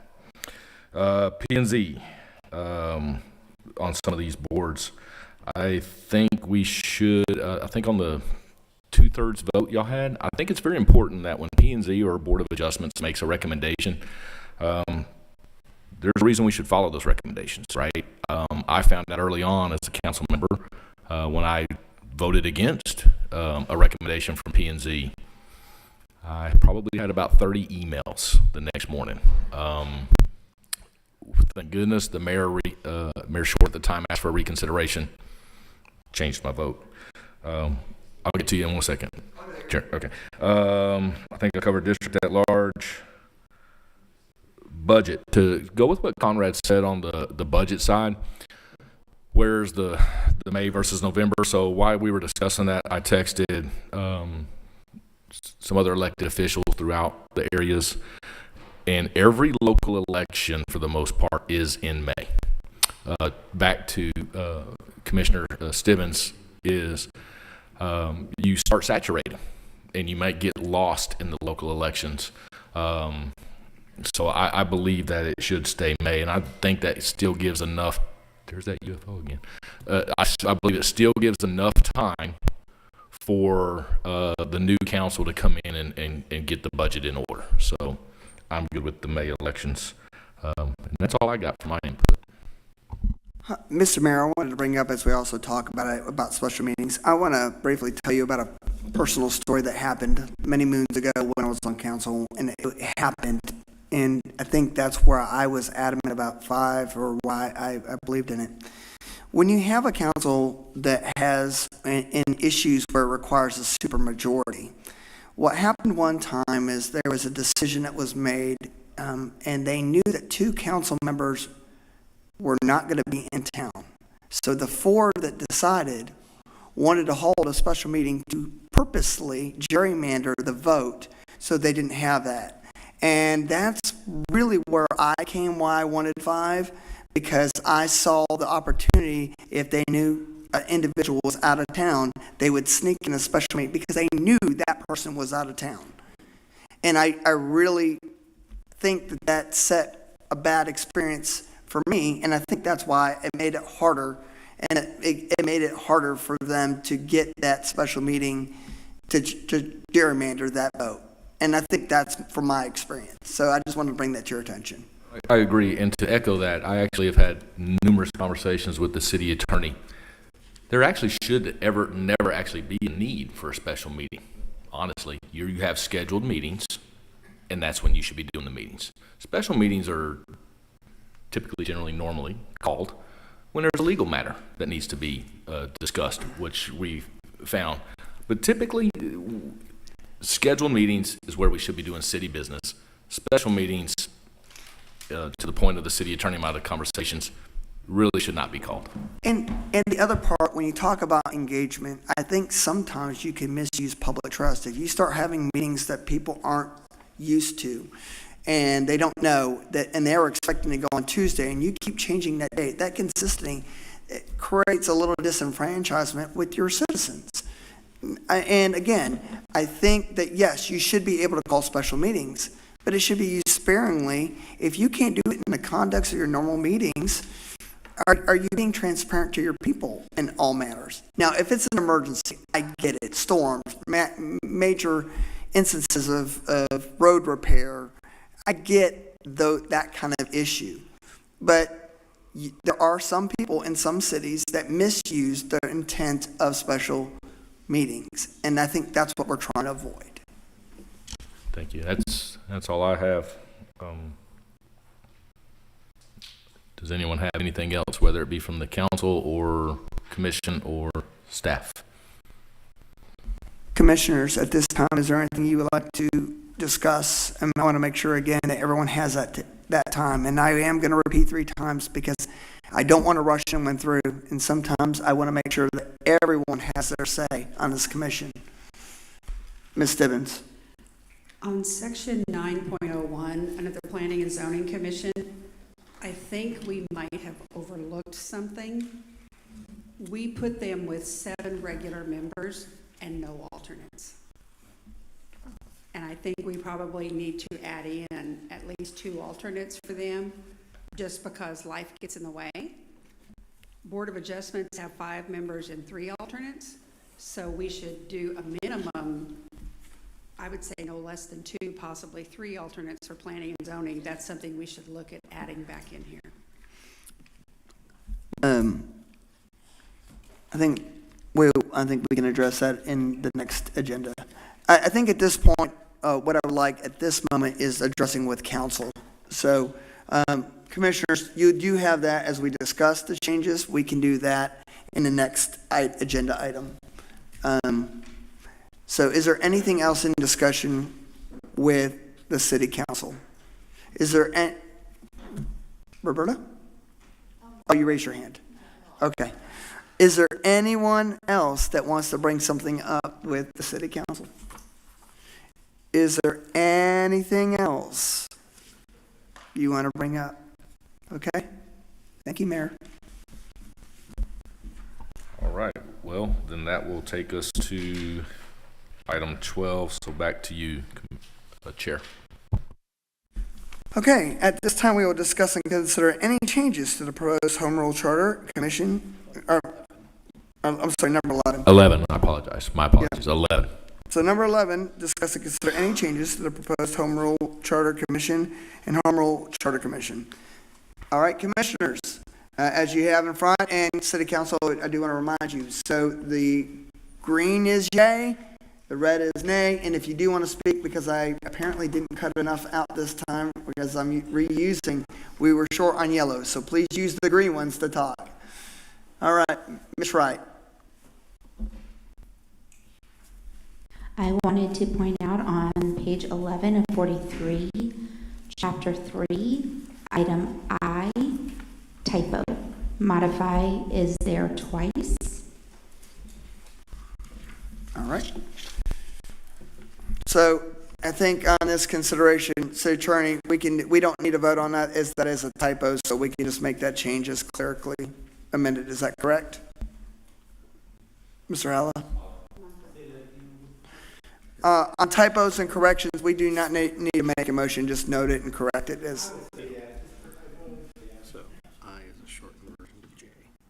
Okay. So we'll strike I. All right. Bring that. So at this point, Vice Chairman. Right. So to Commissioner Wright's, what we would impose or propose actually would be to strike I in favor of J, because I is a subset of J. Looks like J was the completed text. Is that correct? That is correct. Thank you. Let's double check that.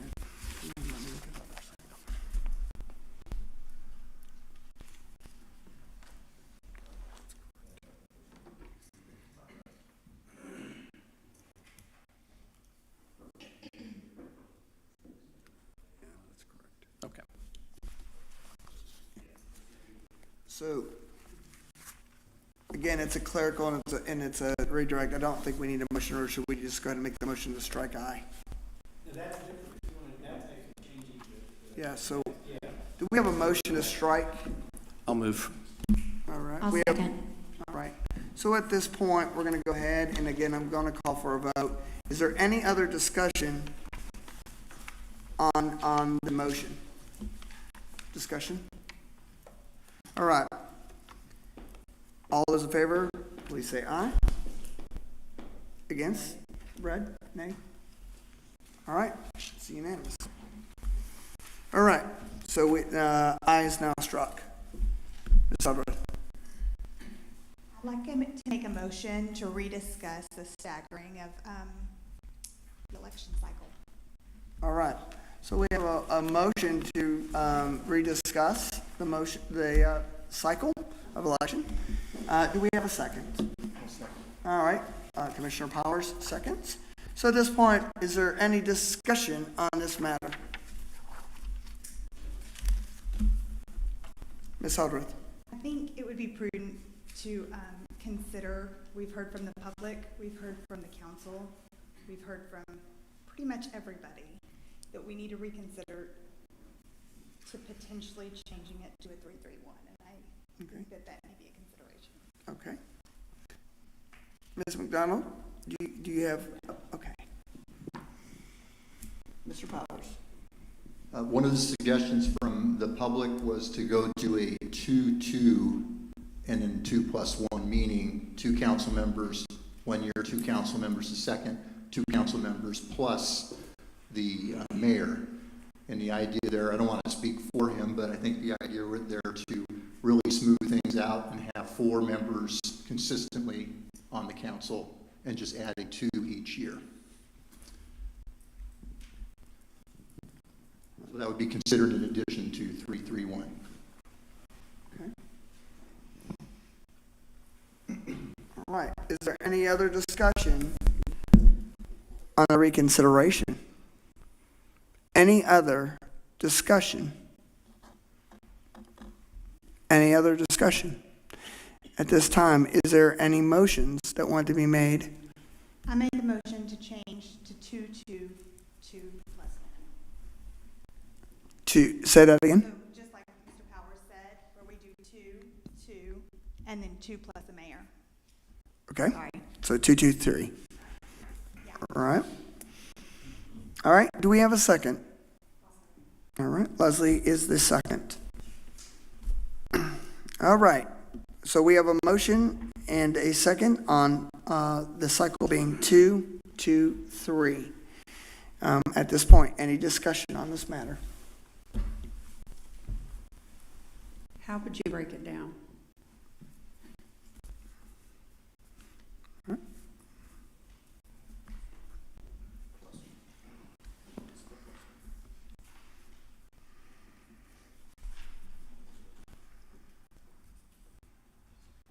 One, 3, 2. 1 and 4, 2 and 5, 3 and 6, plus the mayor.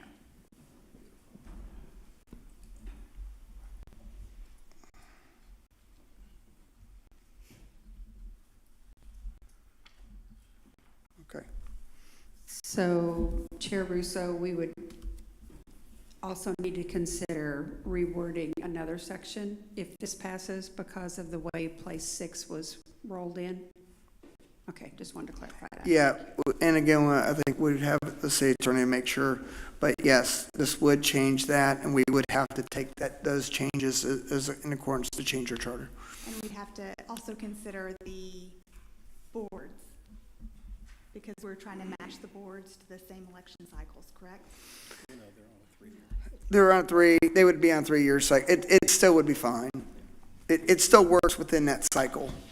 It would eventually roll into that point that you always have an opportunity to change out and put the people on. So I think we're good at this point.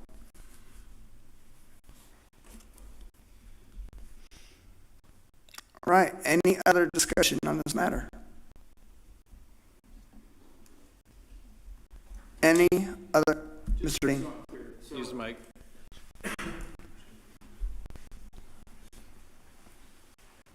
Just so I'm clear, so in May, I guess I'm just looking at the timeline of what happens. In May, it's a normal election because we don't have the charter ready yet. Plus, May we'll have to get a place 6 appointed. And then the first year after that, it would be 1-4 if this passed. Okay.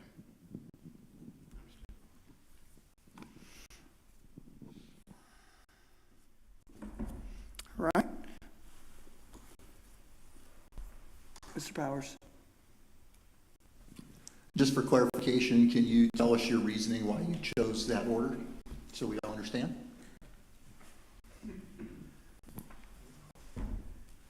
No, it's numbers, and this is how you break it up. I think it's probably worth revisiting which two are, we'd have to sit down and figure out, and I'm sure we know, which 3 are going to be elected in May, what makes the most sense, when the mayor makes the most sense. I think you could mix up those numbers. There was no. I actually wasn't trying to trap anybody, I just wanted to know if there was logic behind it. I like numbers, it worked out that way, yeah.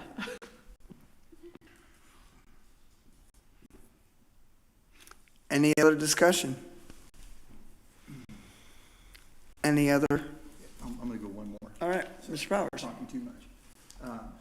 We already talked about one section that was going to be affected by making this change. Can anybody, this is a pretty big thing to change right here suddenly, so is there any other sections that anybody can think of that would be impacted by this before we just jump right on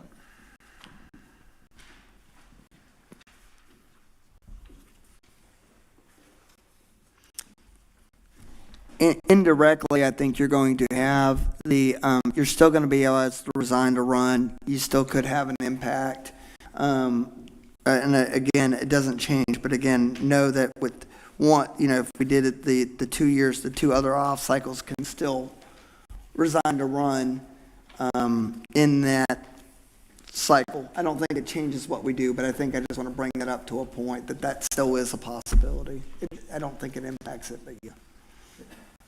So section 14.19 is the one that would definitely have to change because it's a continuation.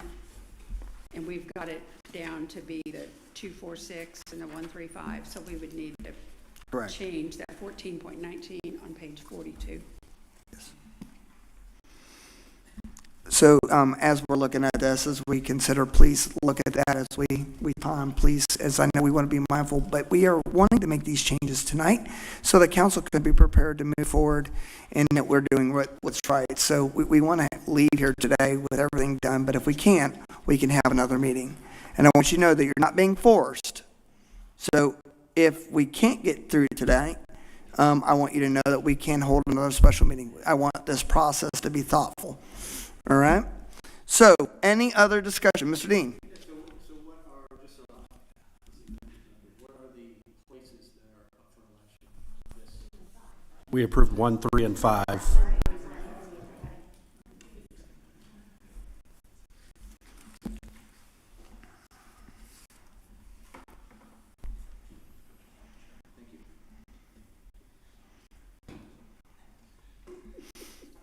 All right. Any other discussion?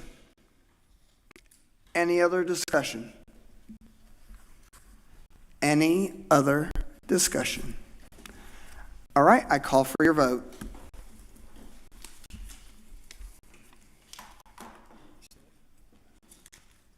All right.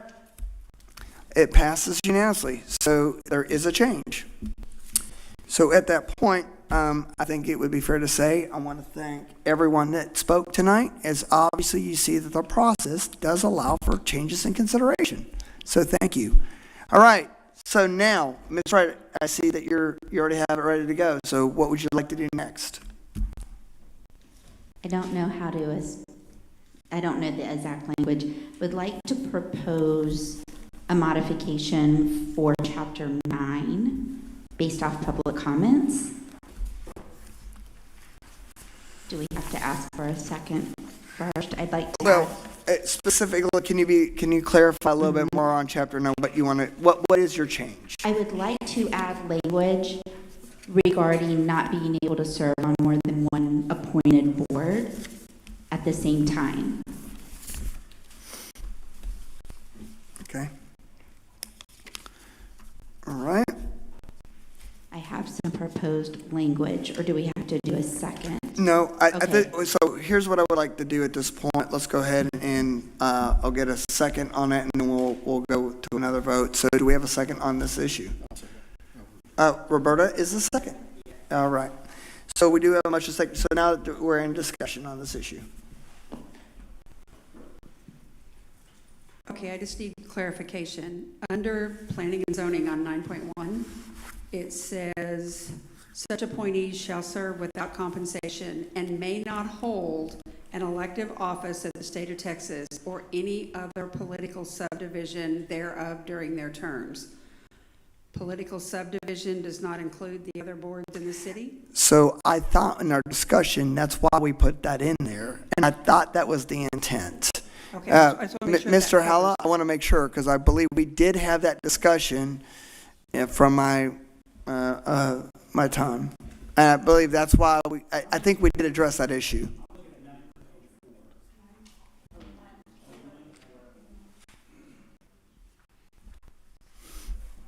Can I say Yep, something? Vice Chair. All right.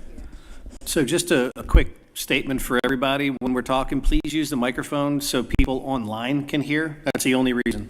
Thank you. Okay, and I will also add that planning and zoning is the only one that says that. Board of Adjustments and Park Board does not.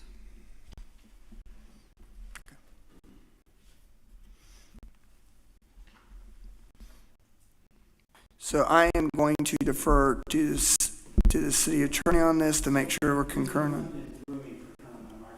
What was the question now? I've actually read it now, so. The question is, should we modify all to make it concurrent on language?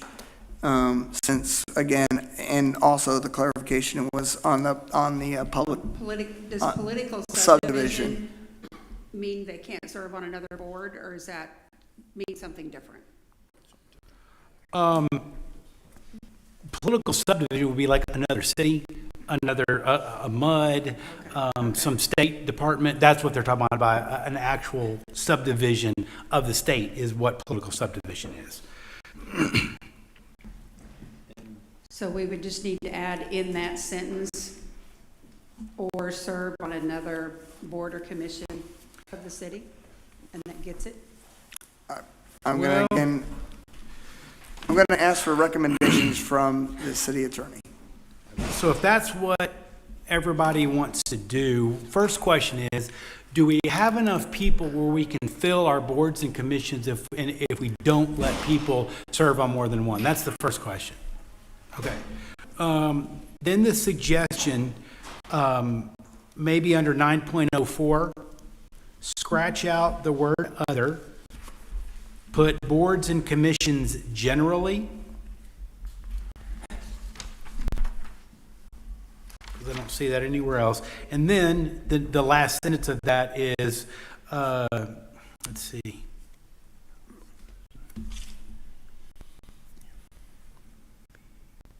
It's one sentence.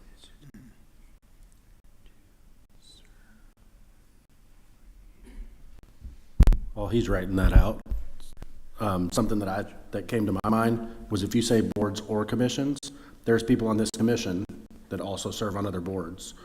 So you would be preventing that as well. So when you think of the number of people that we would need to serve on all these boards and commissions, that increases that number. That's a great point. That's why we didn't include it. Yeah, and I think you're right, because we did have that discussion, and I know we did have it somewhat at length, maybe not as long as others, but I do think that was a concern with some of that. Mr. Powers? Did you read? As our esteemed city attorney, Mr. Hollow, pointed out, it is at the beginning of his comment, which I'll add to, we're a small town, and we're already adding a parks board, and there's a mechanism, a parks committee. Is that the right? Park board. Board, thank you. And there's a mechanism there to even add other ones, such as an economic development board. Maybe we don't want to limit ourselves to, the planning and zoning has 7+ alternates. We're talking about adding alternates to the other one. We may put ourselves in a box where there's not enough volunteers to fill each one of those committees.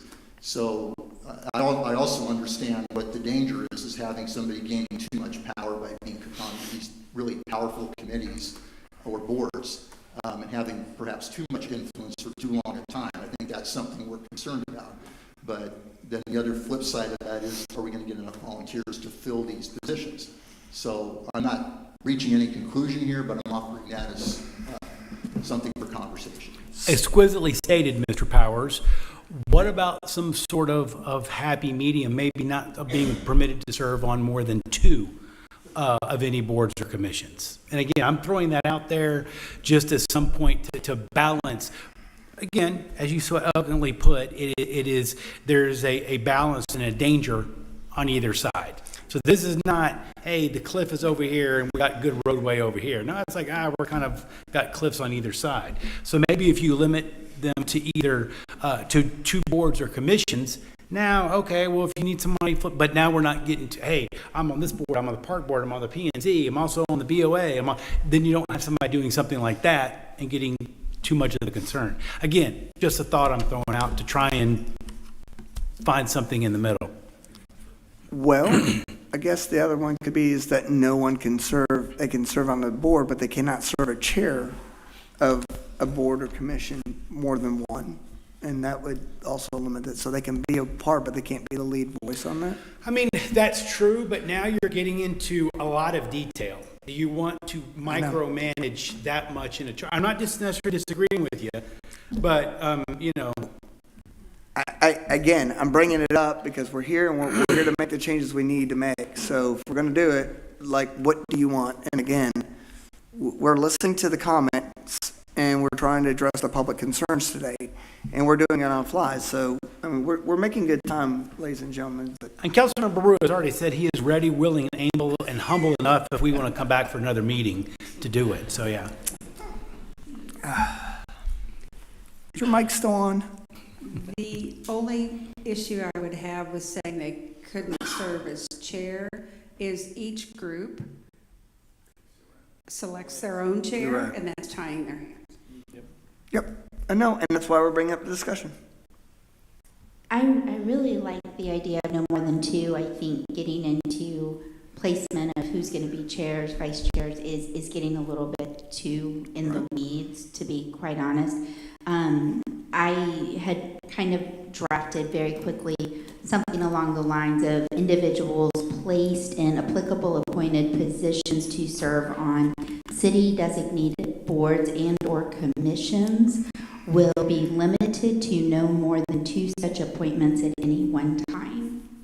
Something that's a little wordy because I was trying to go fast, but along those lines of limiting to no more than two. I think that's a great compromise. Okay. Any other discussion?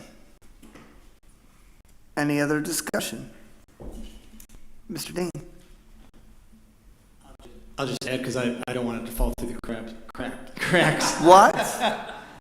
Wow. Okay. Already in slip. No, it's not even that.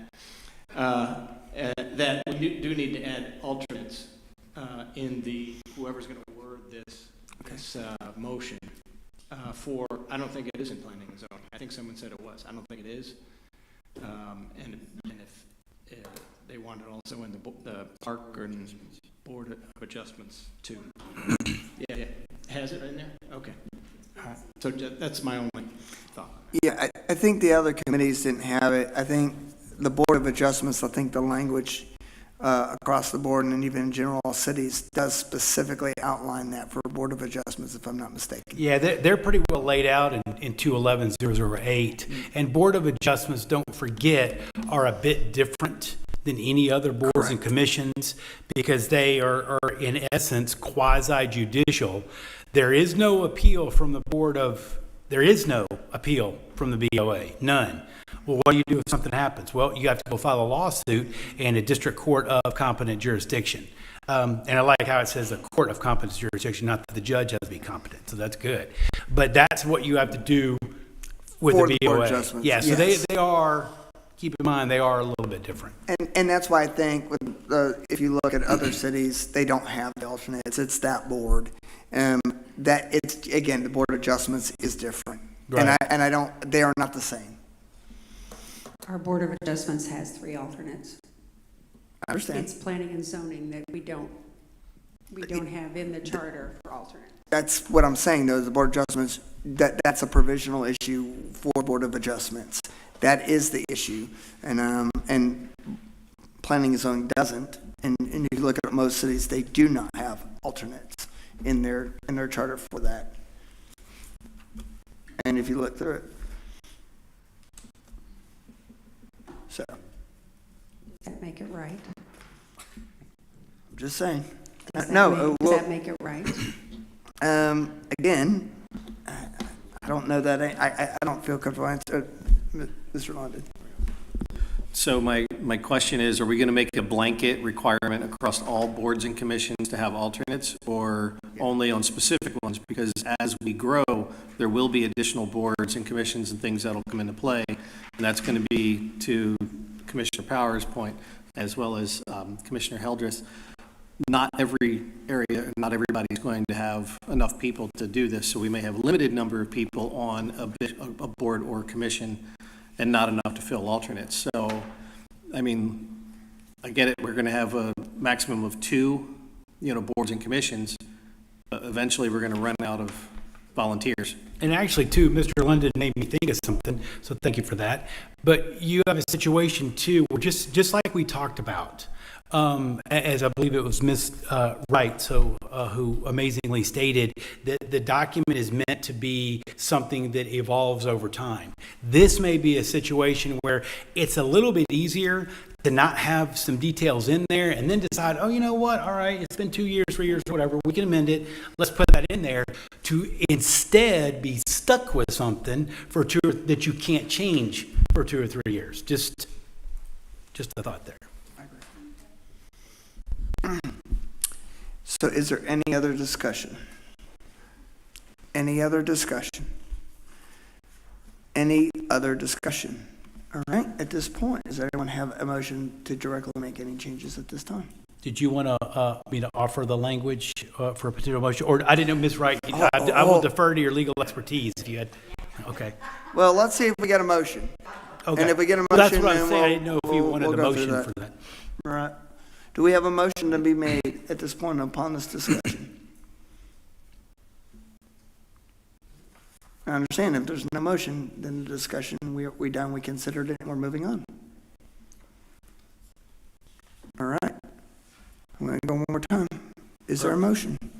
That's been 3 times, so therefore, with we're moving on. Any other discussion that you would like to bring up tonight? This is your opportunity. So, if I may understand, like I just want to make sure I'm understanding. So we haven't had a motion on the limited to 2 boards or commissions, is that correct? Correct. Okay, okay. The motion has died Oh, okay. at this point, unless someone wants to bring it back up. They can at any point. So right now, there's no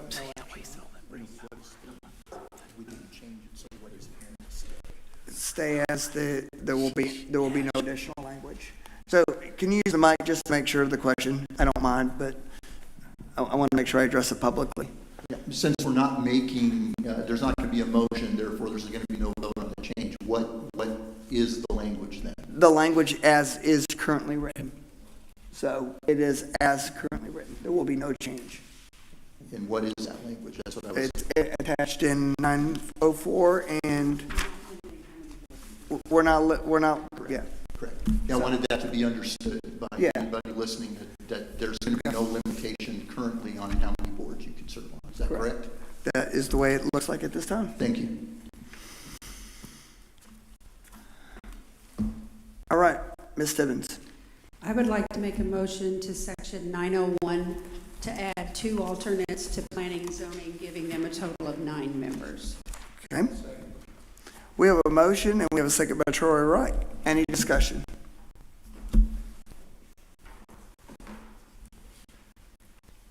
Can I justify my motion? If you want to, you have the mic. You're not required to. I remember during our past 9 meetings when we had a very passionate commissioner who wanted to up the number because she felt that there were very important decisions being made by P&Z.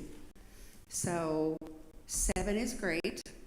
We all agreed with 7. We missed the alternate piece, and we know life gets in the way, and commissioners can't always be at the meeting. So I would like to give the planning and zoning chair an additional 2 people to call on if they need it. We just want to make sure that when we do this, the language reflects 7 members and 2 alternates, not 9 members total, just 7 and just.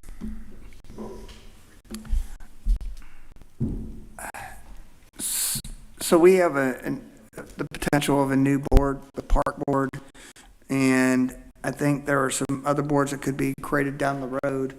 At what point, I understand it, but having the alternates and is it important? I think I appreciate the point, and I know when we talk about overriding, as we talk about boards of adjustment and their role, I feel like when you become a board member and you accept that, you know what you're supposed to do. And I feel like giving those alternates, you get it, but I think it's important that you have attendance of those board members. And I see it, but I think it's unnecessary, but I understand the point.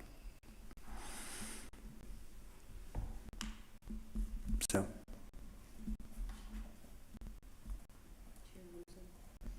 Yes. Sorry. Yep.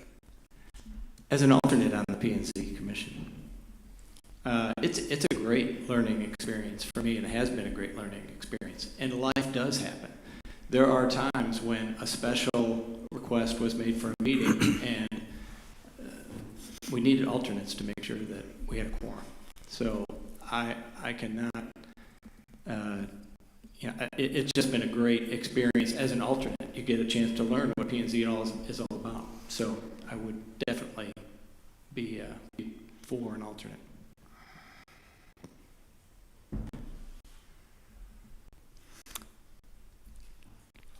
Leslie. So I am the one who is passionate about planning and zoning. And a big part of that was more around what the number that constituted quorum was, because when I was chair of planning and zoning for way longer than the term limits would allow today, but we were making decisions with just a couple of people, and that scares me. So I was very much for the 7. I will also say, when there were even only 5 of us, almost every meeting an alternate had to sit in and vote. You know, in the last few years, we've gotten a lot more people that are involved and showing up. So, and I know our planning and zoning chair is here, but I certainly support having alternates. I think not having a limit on the boards makes that feasible to have alternates. I would be more concerned. But yeah, my passion was around increasing quorum for that. So, but yeah, I would support the alternates just because I know how often we rely on them to have a quorum at those meetings. Okay. Any other discussion? Any other discussion? Any other discussion? Mr. Powers? Okay. I want to make sure. All right. I'm going to go ahead and call for your vote.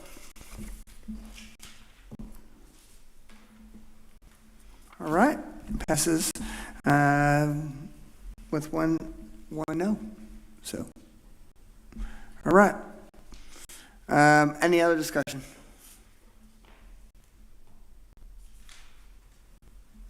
Any other discussion? Any other changes? One more time. Any other discussion? Oh, I guess Jen got first. Go ahead. I don't know that this is even something that you guys want to consider, but I would like to open up discussion, motion for discussion. Okay. For, Mr. Parnell brought up bringing up in 3.01, the ad hoc inspector general. I know nothing about this, so I would love for y'all to consider this or to elaborate on it, because I'm pretty... Sure. So we're just opening up for discussion. Okay. We have a motion. Do we have a second? All right. We have a second by Jody Wright. All right. We are now in discussion. All right. The one thing I would say, so in the state of Texas, when we do have that, the county, you can bring the issues through your city attorney. That can also bring it to the attorney general's office with ethics. You do have the option of bringing it to the district attorney, and any issues that you have criminally can be brought up to the district attorney's office. And then, of course, you can also bring it to the state of Texas attorney general and the ethics division directly. Now, I will tell you with previous experience, when you call the ethics commission with the attorney general's office, they will typically say, have you talked to your district attorney's office, or have you talked to your city attorney? And if you have not talked to either one of those, they'll say, we will most likely never go, we'll take your complaint, but we will usually not act on that. And that is what has been said to me at one time. So that's what I would say. Now, again, if you feel that this might be a prudent way to do that, again, the next question is, what would that look like? There's just a couple things that are on my list that were brought up tonight that I just want to make sure we touched on. Hey, and I think that's what it's about, right? We're allowing the process to work, and there's nothing wrong with that. Is there anyone who wants to make at this point, any other discussion on this matter? All right. Oh, Mr. Powers.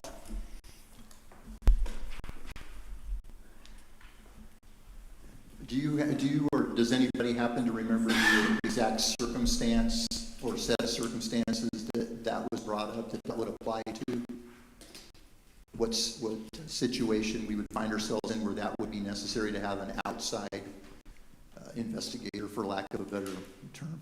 He specifically referenced 3.01G.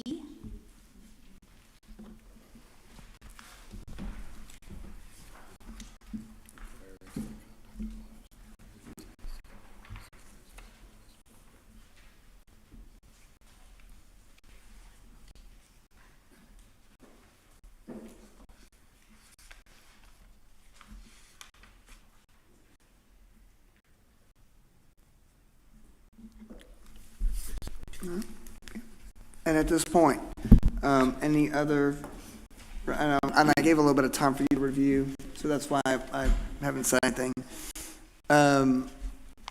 Is there any motion at this time that you would like to make out of this discussion? Any other, Mr. Powers? So if we were to add that position, that would be taking that power away from the city council. Powers of the city council.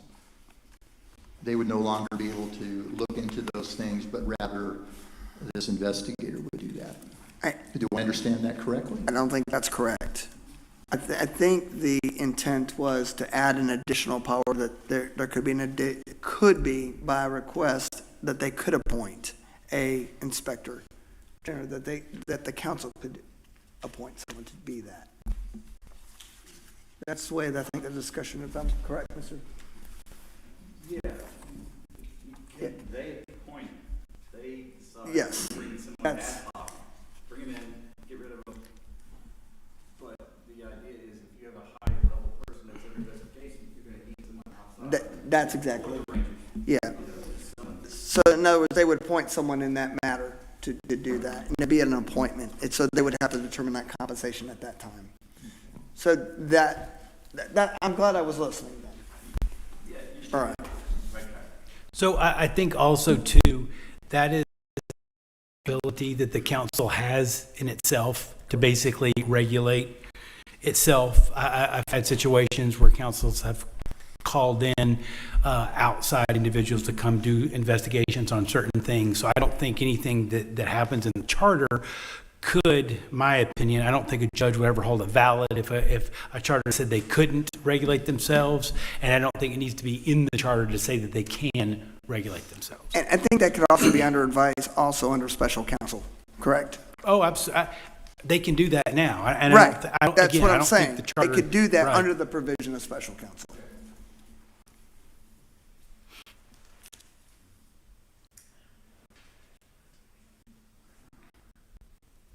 So at this point, any other discussion? Is there a motion? Any other discussion on this matter? And the motion can be entertained. All right, Vice Chairman.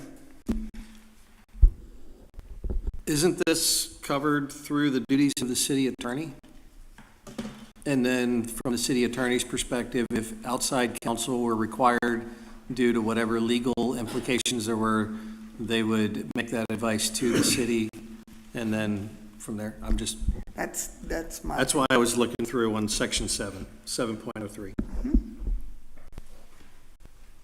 And that's not even a tough question. I'll just tell you that's question one as a city attorney. If they ever say, "Oh yeah, I do that myself," then you're like, "Okay, now I'm going to be our city attorney." I'll just tell you that to you. No city attorney is going to go investigate their bosses. Just telling you. Yeah. So,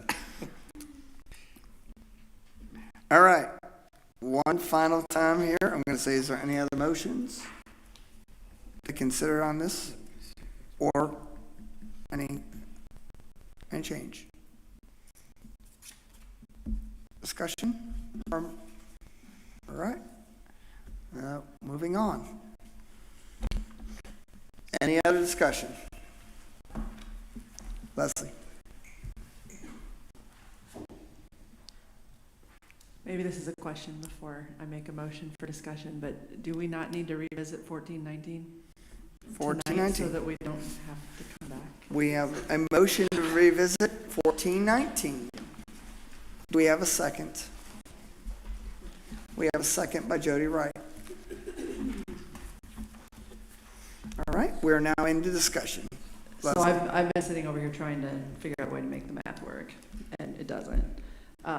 So I'm just wondering, and I don't know if it's Mr. Halla, or is there a precedent when you're going, we're adding a council member, we're changing the term limit or the length of the term, is there a precedent? Because if we elect 1, 3, and 5 and appoint 6 in 2025, we obviously can't unless we're going to reelect all four in 2027. So It gets, yeah. I'll get a clarification, but Mr. Hall, I understand that we do when they do the election you'll appoint for the first year, but you're still going to have an unexpired term, basically, election for that person.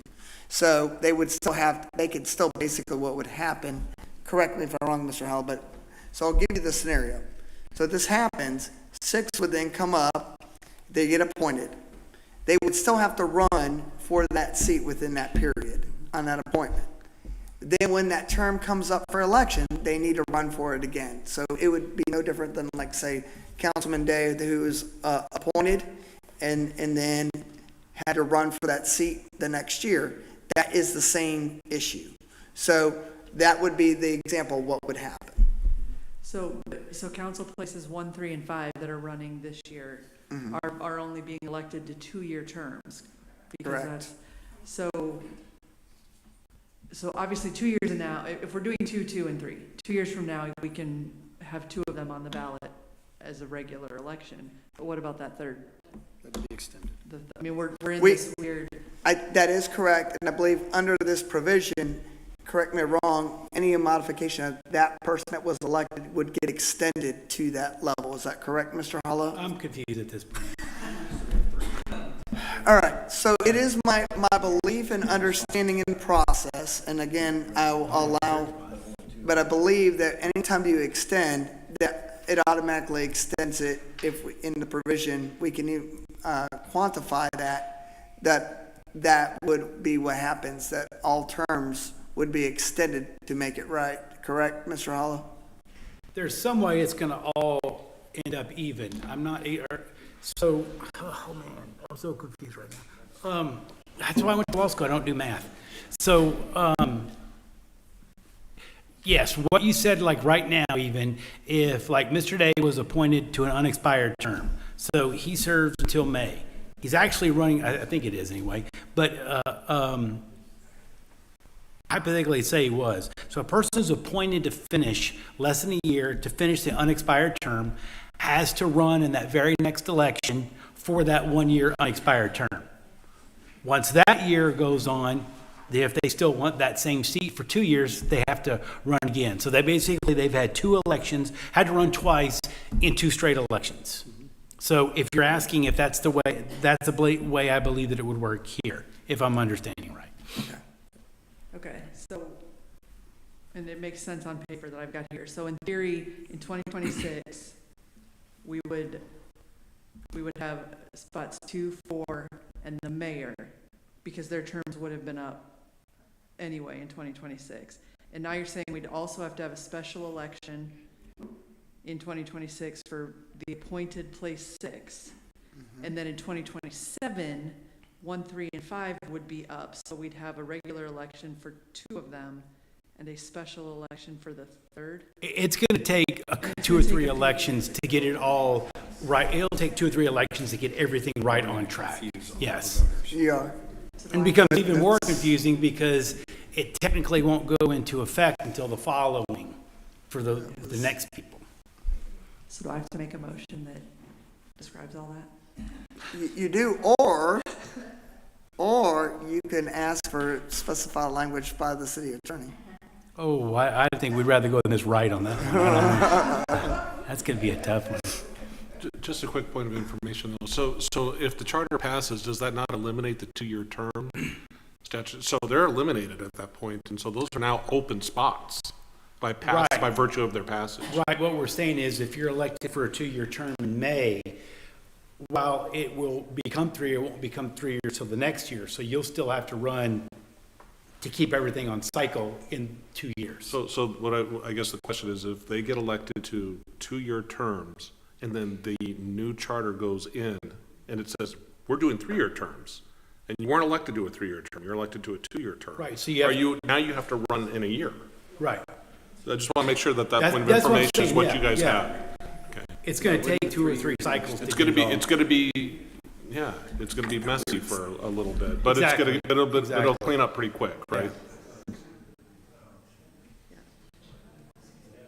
You know, there's always one person on a commission that causes problems. So, Oh, I didn't even tell my you. What are you talking about? I was talking about Mr. Powers. I mean, come on. That was the easy one.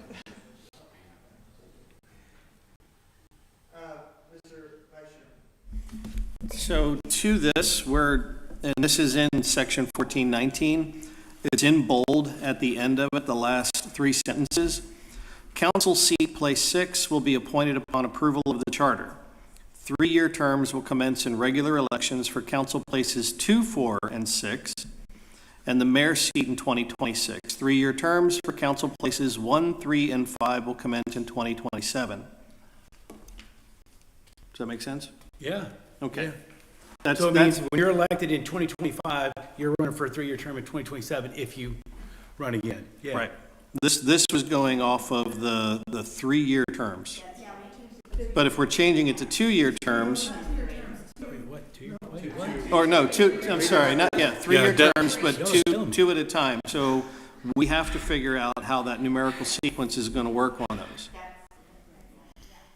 So I think, was it, Commissioner Leslie, you had a proposal on that, or was it Heldreth? I can make a proposal. Because we need to have the numbers that come in alignment with this. Oh, yeah, no, the numbers I threw out earlier that were, let's run 1 and 4, 2 and, I mean, Right. that goes out the window. Okay. So that, yeah. All right, so to move on from this point, not to take over your role here, Chairman. We need to figure out how the placing is going to work on these 2-seat cycles as the 2 plus mayor. Okay, so I think that is what is up for discussion right now. Correct. All right. Am I out of line? Yeah, and here's what I would like to do at this point. I think this is very important, and I think I would like to do 2 things. It's 9:09. We're getting a little long, and I think everyone's starting to get a little tired. We can do 2 choices, and I want to have you. I'd like to either take a quick recess and let you think about as we come back, as we discuss this. Do we come back and take at least a couple days to review this and come back and vote on this issue and think about it correctly so we don't screw it up? Or take recess, 5 minutes, and really think about it and give you some time. That's still not a lot of time. But what I want you to do is to really figure it out, and I don't want you to be interrupted. But it's your choice, but I think at this point we can take at least a recess and work on it, or we could try to power it through. But I would caution that what we're about to do, if we rush it, we're going to screw it up. And I don't want that to happen. So, I know why we're here. If you want to take a little bit of time tonight, let's do it, but let's not force it. Okay? We're making big steps. We made some big decisions tonight and some changes. I thank you all, but don't rush it to rush it. So what I'm going to do, if you don't mind, Mr. Mayor, can we call for a 5-minute recess all right, we're going to take a 5-minute recess to think this through. I don't want you to feel forced. Let's think about it in recess, okay? Thank you.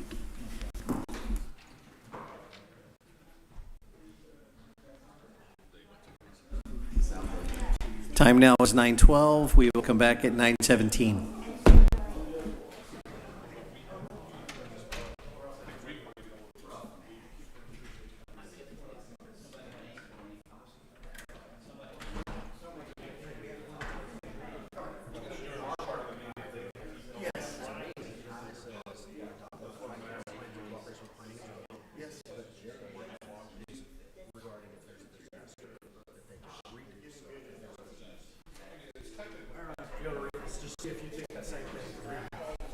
Well, I was trying there, and it's.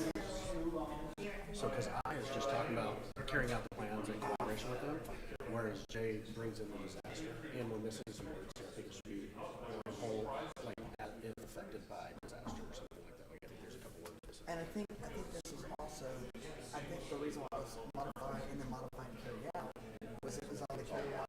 It was the modifying carry out. And I think those are 2 different actions, and that it looks wonky, but I think modify, you're saying we need to modify it. But then there are times when you need to modify it. And I think that's why it doesn't. So what I'm going to do is I'm going to address to you to bring this up and say that what we noticed.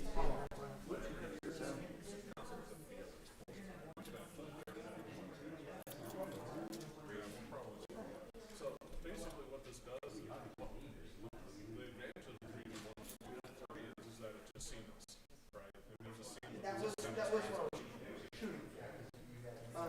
So, but what you are going to do is once this charter comes in, it basically delay it to your term. So people on 2 year terms are left. Technically be out of the job. You know they are. So because their terms are out. Well,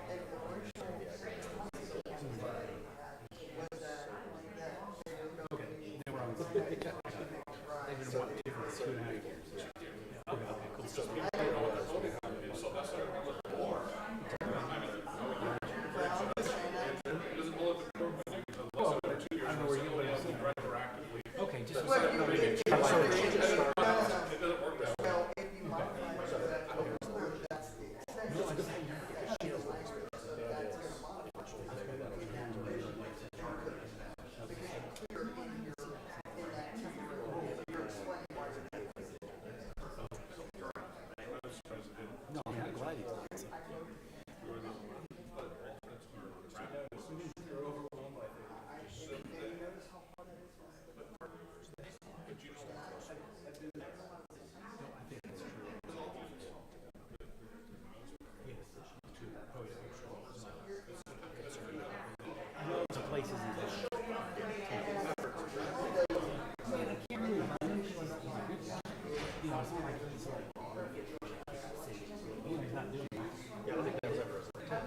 Right, that's what I mean. Exactly.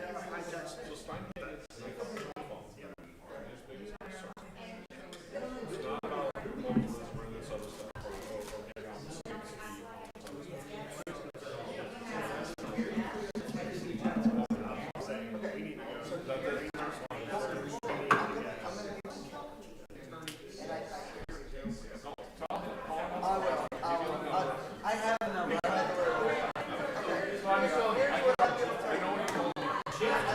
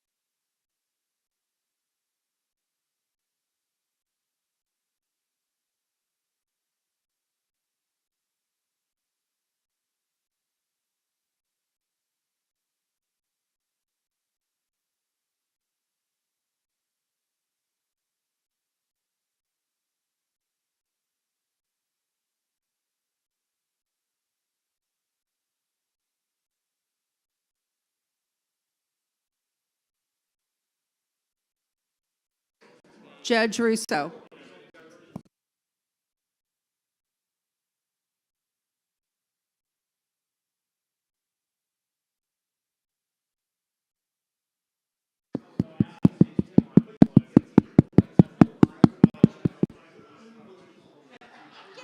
We're ready.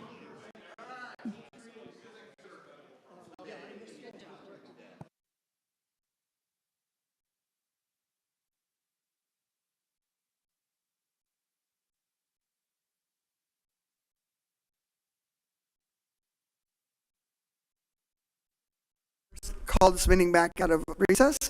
And now, before we get back into this, I want to point out something.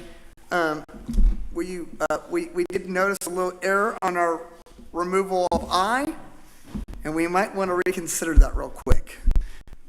Would you please point out what our problem is?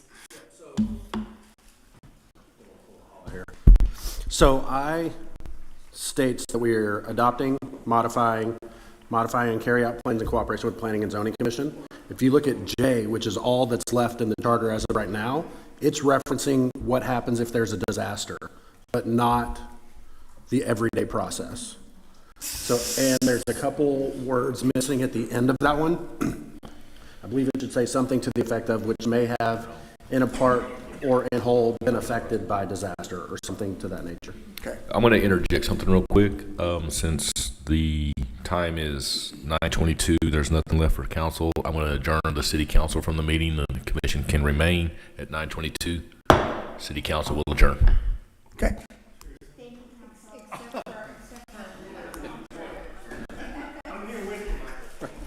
Thank you, Councilmember Brewer.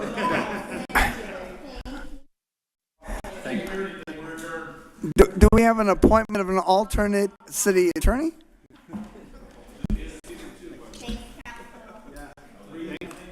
Thank you, guys. All right. Thank you, gentlemen. Let the record note that we have two still standing by. Oh, he's just. Oh, let there be note there, and then there was one. No. All right. So as we get this last part, do we have at this point with the language? Do we? I think we're going to have to make a motion to reinsert I. And so I'm going to quickly get us back on track, and then we're going to address the other issue. But I want to get this out of the way before we forget. Vice Chairman. I'll move that we reinsert I due to the oversight. We have all right, we have a second by Jody Wright. Any other discussion? All right, we're going to go ahead and call for your vote real quick. And ayes have it. Unanimous. All right. Now, we do have a recommendation for language change at the end of J. Is that correct? And do we have a motion? Anyone want to make a recommendation? Go ahead. On J? Yeah. So would you like to make a recommendation, and then we'll see if anyone would adopt? I believe that it should read something to the effect of adopt, modify, and carry out plans in cooperation with Planning and Zoning Commission for the replanning, reconstruction, or redevelopment of any area or district which may have been in part or in whole affected by disaster. So it's really just adding the word affected.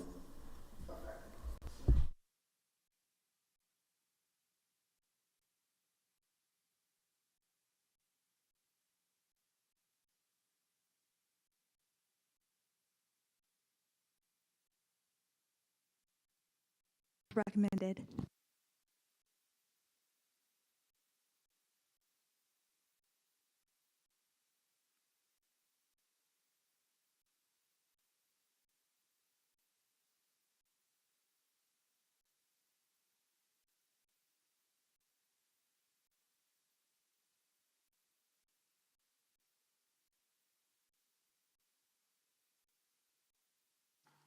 Our liaison, Councilman Brewer, has a solution.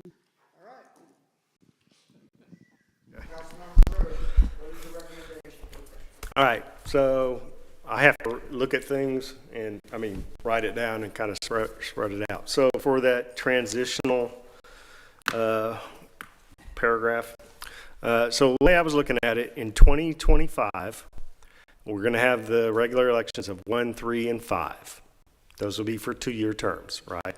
If the charter passes, we're appointing 6 for 1 year until the next election originally.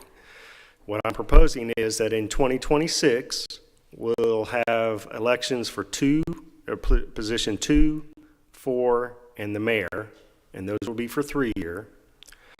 The position 6 will be for a 2-year election. In 2027, 1, 3, and 5 are up for election. However, 1 and 3 will run for a 3-year term. Position 5 will run for a 1-year term. And that would mean in 2028, positions 5 and 6 would then run for a 3-year term. And that will then do that. All right.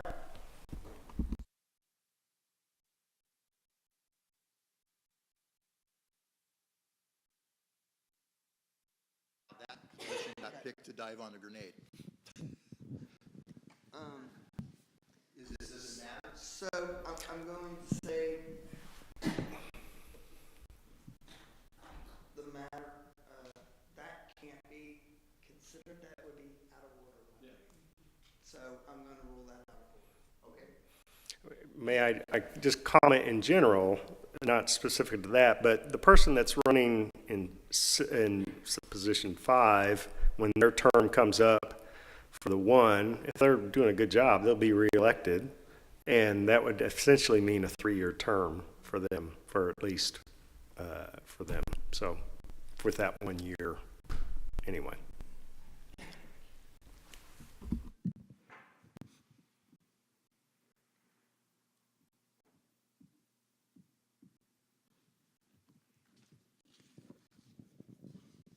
I would like to make a motion to do what Mr. Brewer said. I was trying to figure out a nice way to say that. To take the election cycles and places as recommended by our liaison council. Okay, we have a motion, and we have a second by Jen Halworth. All right, we have any discussion? Vice Chairman. So my only question is, we'll have that language in the charter to describe that to people. We also need to make sure come election time that that information is shared, because some people are going to be thinking, well, didn't we just elect that position? Right? So let's make sure, and I think in the city charter, can we put that in as for, and Mr. Hollow, correct me if I'm wrong, can we put that in on the language for the ballot or regarding the ballot? Not necessarily, I don't think, on the ballot, but to describe why those places are up for election during the time they are. No? Okay. But that, I think, lends itself then to the education aspect, and we've talked about having town hall or open house type events, and several times. So, that could be one of the key things that we make sure that's on the PowerPoint to point out.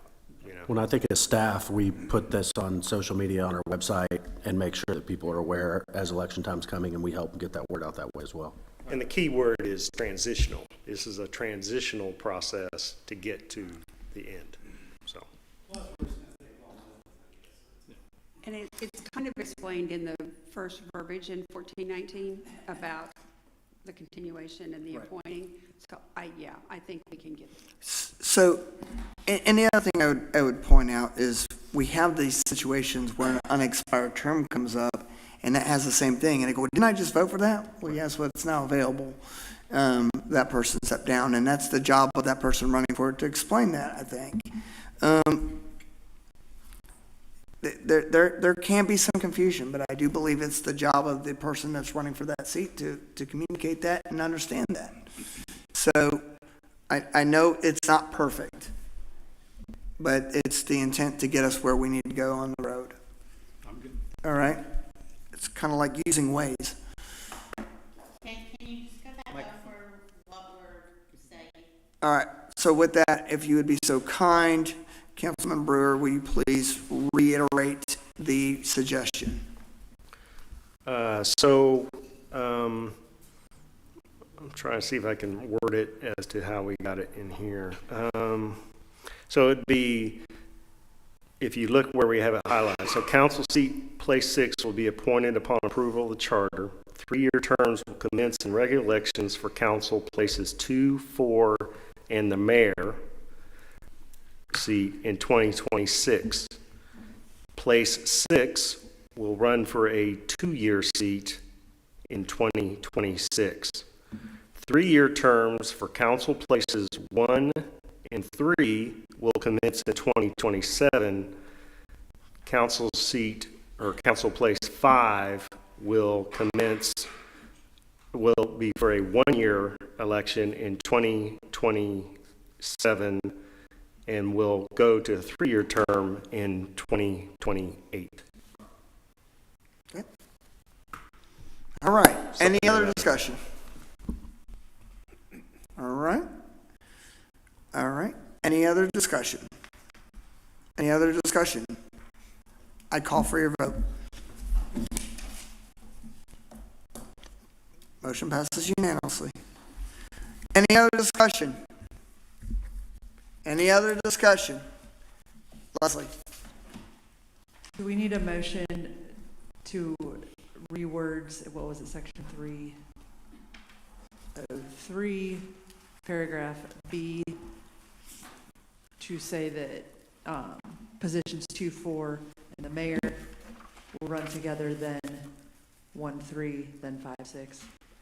Obviously word it better than that, but do we need to edit that language, do we not?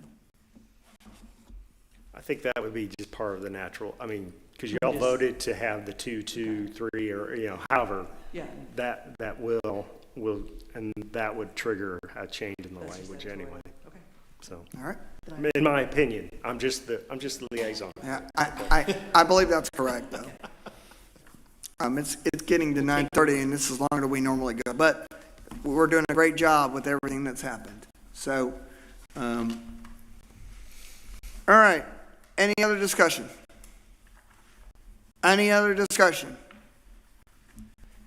Any other discussion?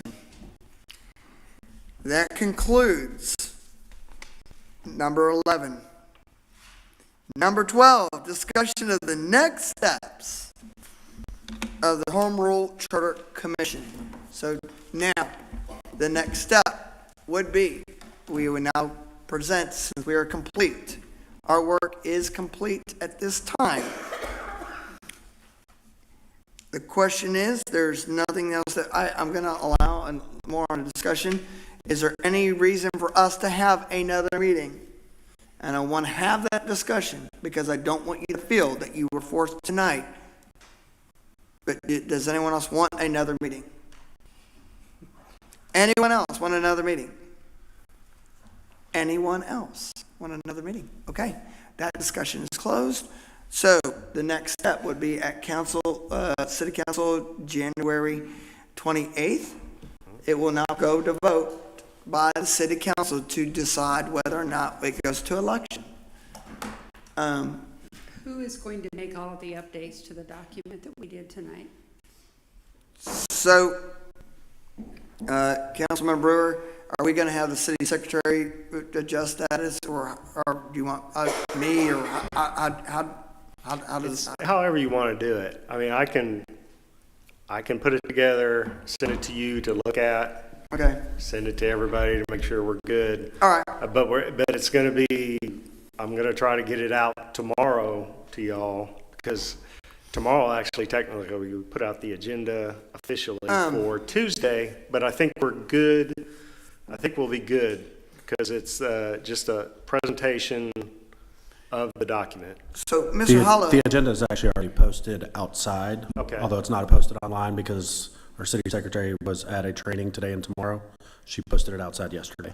So the agenda is posted. But you can still amend it. Yes, the attachments on the agenda are not on the posted agenda, so that can be changed. Yeah, well, there was one thing she had left out, which was the presentation of the document.